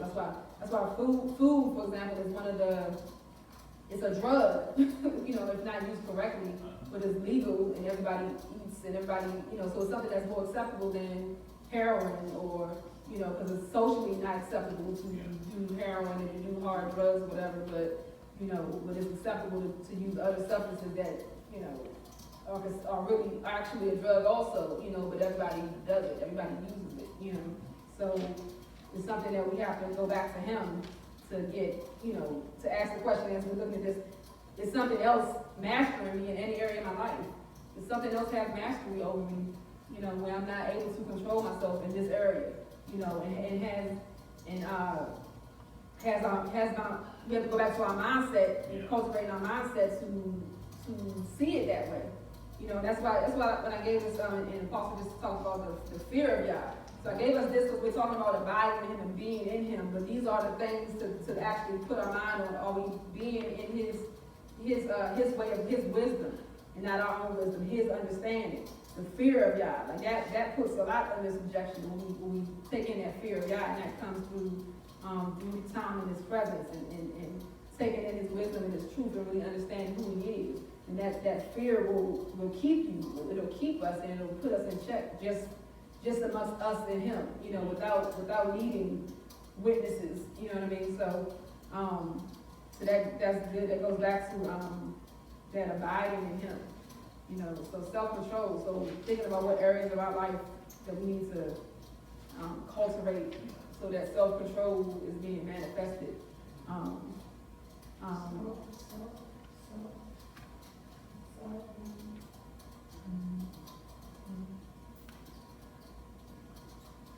one is, we were married, and then you're not married. And, no, I'm just saying, when a man is married, and then now we're not married, that area right there, where y'all has to, you used to, but now you're not. You feel me? And what that control is right there, you know, it's like, you know, I use myself for example, that I like to use myself for example. You know, crying off the yard, you gotta help me, man. You know? Like fire, shut up my room. You know, but, you know, taking that, you know, context. But, Yeah, you gotta be real. yeah, but, you know, when you were married, and you were used to doing it, but then you were married, you know, now you gotta, Shit. you know, and then you gotta call on God, you gotta help me, man, cause it's real, you know? And he helps you get that mindset, bring that, and you are willing to, because I'm willing to sit with myself today. I need something in this area, because it's like everywhere I go, somebody coming up with me saying something. You feel me? Any given tempted area, store, this, that, I mean, I don't know, I'm not expecting. I know what it is, you know? So, and I asked him to give me the wisdom and strength and on how to counteract that, you know? And at times it's showing me coming before headline and know how to counteract that and keep myself in shalom with him, you know? Because for me, keep myself for the one I've been coming with is extremely important to me, you know? So when it's right, you like, you know, you do myself last year, don't like mom me, but until then, you gotta maintain and like y'all keep that passion under subjection to his true relationship. So he's right ruling, and that takes a mind in him when you used to, but now you're not used to. You feel me? That makes a big difference. You know, where he has to, you have to probably come under, keep that under control. You know, that's a good example. And along with that, I found that anything that you want to do, that you have not conquered in your soul, you got to cry out to him. Yeah, you do. You got to cry out to him because your soul is telling you through the voice of the enemy, go ahead this time. That's what you want to do. You've grown. It's all right. You'll be forgiven. You can't help it. This is what they're doing. This is what they're doing. You know, regardless of what subject matter. Yeah. You got to cry out. Yeah.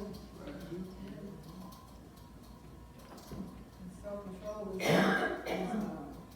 when it comes to the flesh, like you're confronted with your flesh every day. And whether it's something that's in your heart, whether it's something that's natural or unnatural. You know, we have natural things that we have to fight against, and there's unnatural things we have to fight against. There's things that flow from inside of us, and there's things that we encounter as we're out and about, and things that come to us. You know what I mean? So it's a constant thing. It's something that's an area that has to be constantly maintained. Because it's like Apostle was brought up the gateways. You know what I mean? Your gateways are constantly taking in things. And, you know, so we have to constantly rely on God, like to go back and get his wisdom on how to work through each situation as it comes. You know, and the more we are healed from our soul wounds and those things that are, James said, what is it that causes these things? The desires within you. Yeah. You know, you're tempted and you're tempted and drawn away by your desires that are in you. So if we don't have our desires under control in whatever area it is, then that's when it evolves, and when opportunity comes, then it gives birth to sin. So, you know, and this, knowing what our desires are, knowing what our things that we wrestle with, our areas that are unhealed, our areas that are undealt with. So those are the things that are impulsively driving us. Like you just keep doing it to the point where you don't even acknowledge it anymore. It's just normal. This is how I cope with this, this is how I cope with that. So different things that we just normal about life. But being able to examine that to say, but there's a whole field of weeds right there, and it's hindering the fruit of Yah being able to come forth. It's hindering Yah being able to come forth in whatever way that is.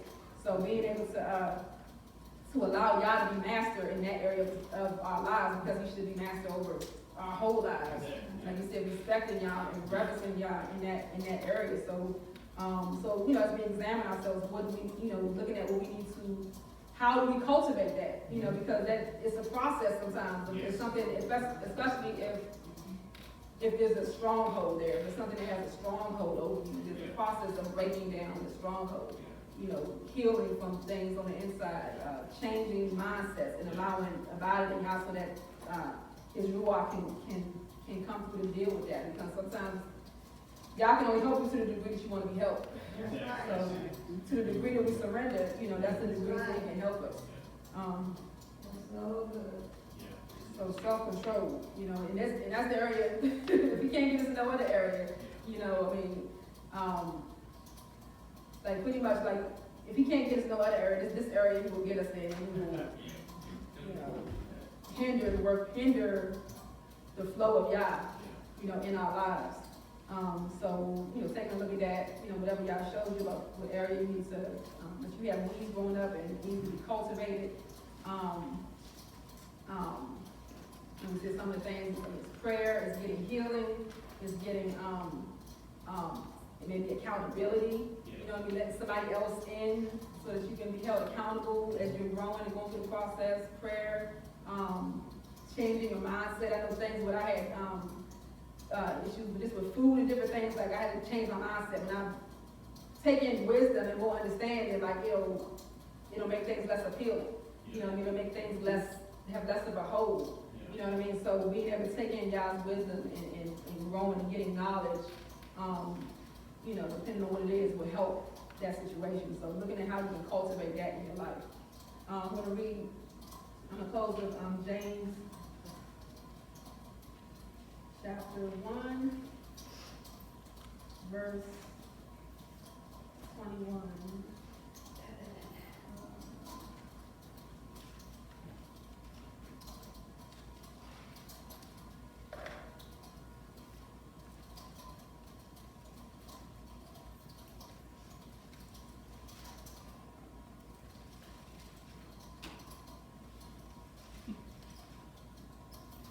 James 1:21. Therefore put away all filthiness and overflow of evil, and receive with meekness the implanted word, which is able to save your lives.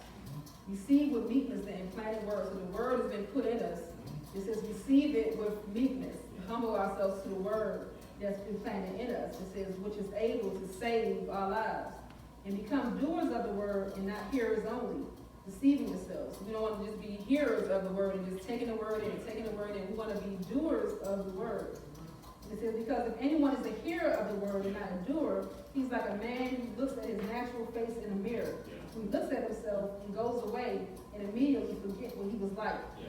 So you look in the mirror, it's like looking in the mirror, and you walk away and you don't even remember what you just looked like.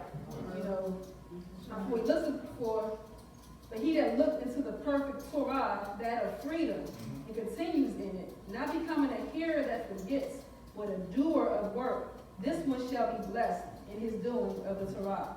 So it says those who look into the perfect word, we're looking in the word, and the word gives us freedom. We're looking at this, and these are the elements that will free us and give us more freedom. Freedom to experience love, to experience joy, to be able to go through stuff and long suffering and not be a burden to us. To give and receive kindness and goodness, to be trustworthy, and to be gentle, and to walk in self-control and not be mastered by anything. All these things, as we're looking into the word, it gives us freedom in all those areas. So we continue in it by not becoming a hearer that forgets, but a doer. So we want to become a doer. We don't just want to hear and then it goes out. We want it to take root.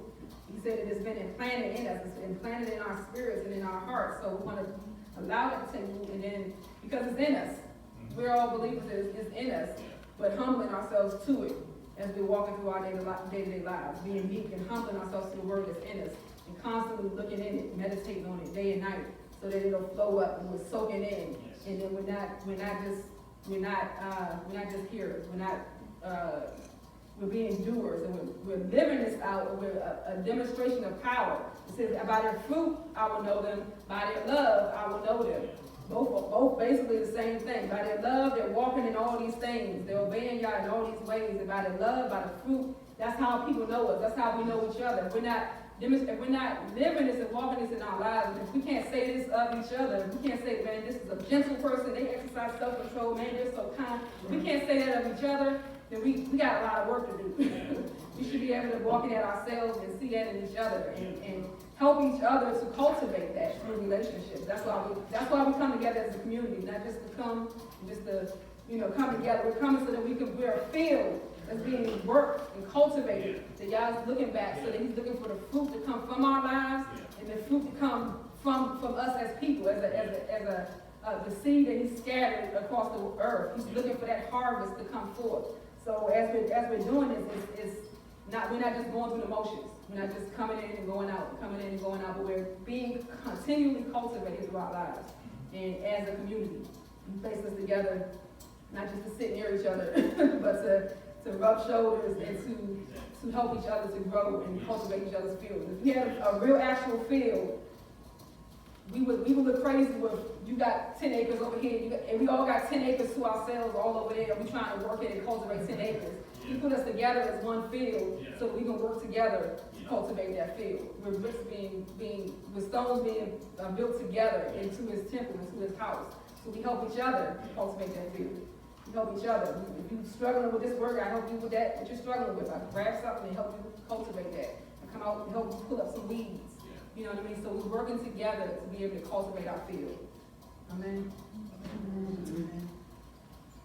Y'all get anything today? Yes.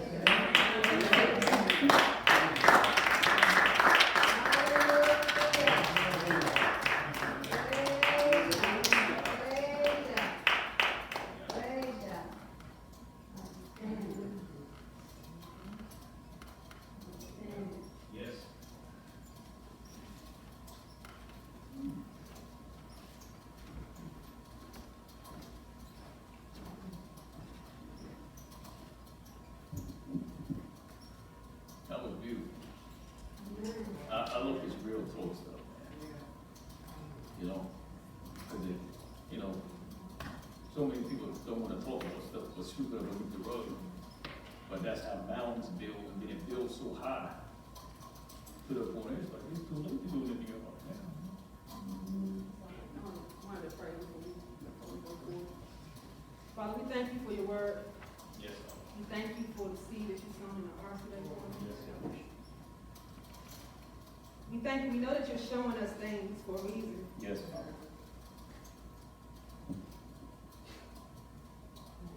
That You're cultivating us in this season. Yes, sir. That Your love desires more from us. We thank You that You love us and that You accept us as we come to You, as we cry out to You, as we seek You. We ask that You forgive us for the areas where we fall short. Allow us to gain our strength from You, Father. Help us to turn to You when we haven't turned to You before. Help us to see the areas of our hearts and our lives that we haven't brought up to the surface before, that we've been too scared to deal with. We know that You are all of these things that we talked about today, Father. You are gentle. You are kind. You don't shame us. You don't belittle us. You don't look down on us because we struggle or because we're having issues, Father. But You look at us, you deal with us with kindness and with gentleness, with love, with long suffering. You look for opportunities to show us Your kindness. And we thank You, Father. We learn that from You, Father. We accept Your love, Father, so that we can become more of that love. Teach us, Father. Day to day as we're going through, teach us. We thank You for being a Father. Thank You. for loving us as a father. Yes. Whether we've Yes. known the Father's love on this earth or not, Yeah. you've been a father to us. Yes. You're the carer, you're the lover of our souls, Yes, Abba. of all of our wounds, all of our hurt, all of our pain. You hold it in your hand. You see it as precious. You cover us, you protect us. We thank you that we can trust you, Father. Help us to trust you even more. Yes. Help our unbelief. Yes. Hallelujah. Take us to the next level of glory, to the next glory, Father, in you. I don't care if we've been in you for 1 year or 20 years, 40 years. It doesn't matter how long we've been in you. It's another area of glory. There's more to know of you. There's more of your love to receive. There's more of your glory to shine forth out of us.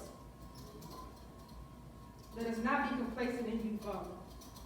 For this is a mighty hour that we're in. Your people are in a mighty hour. And you're coming soon to collect. You're coming soon to look for fruit.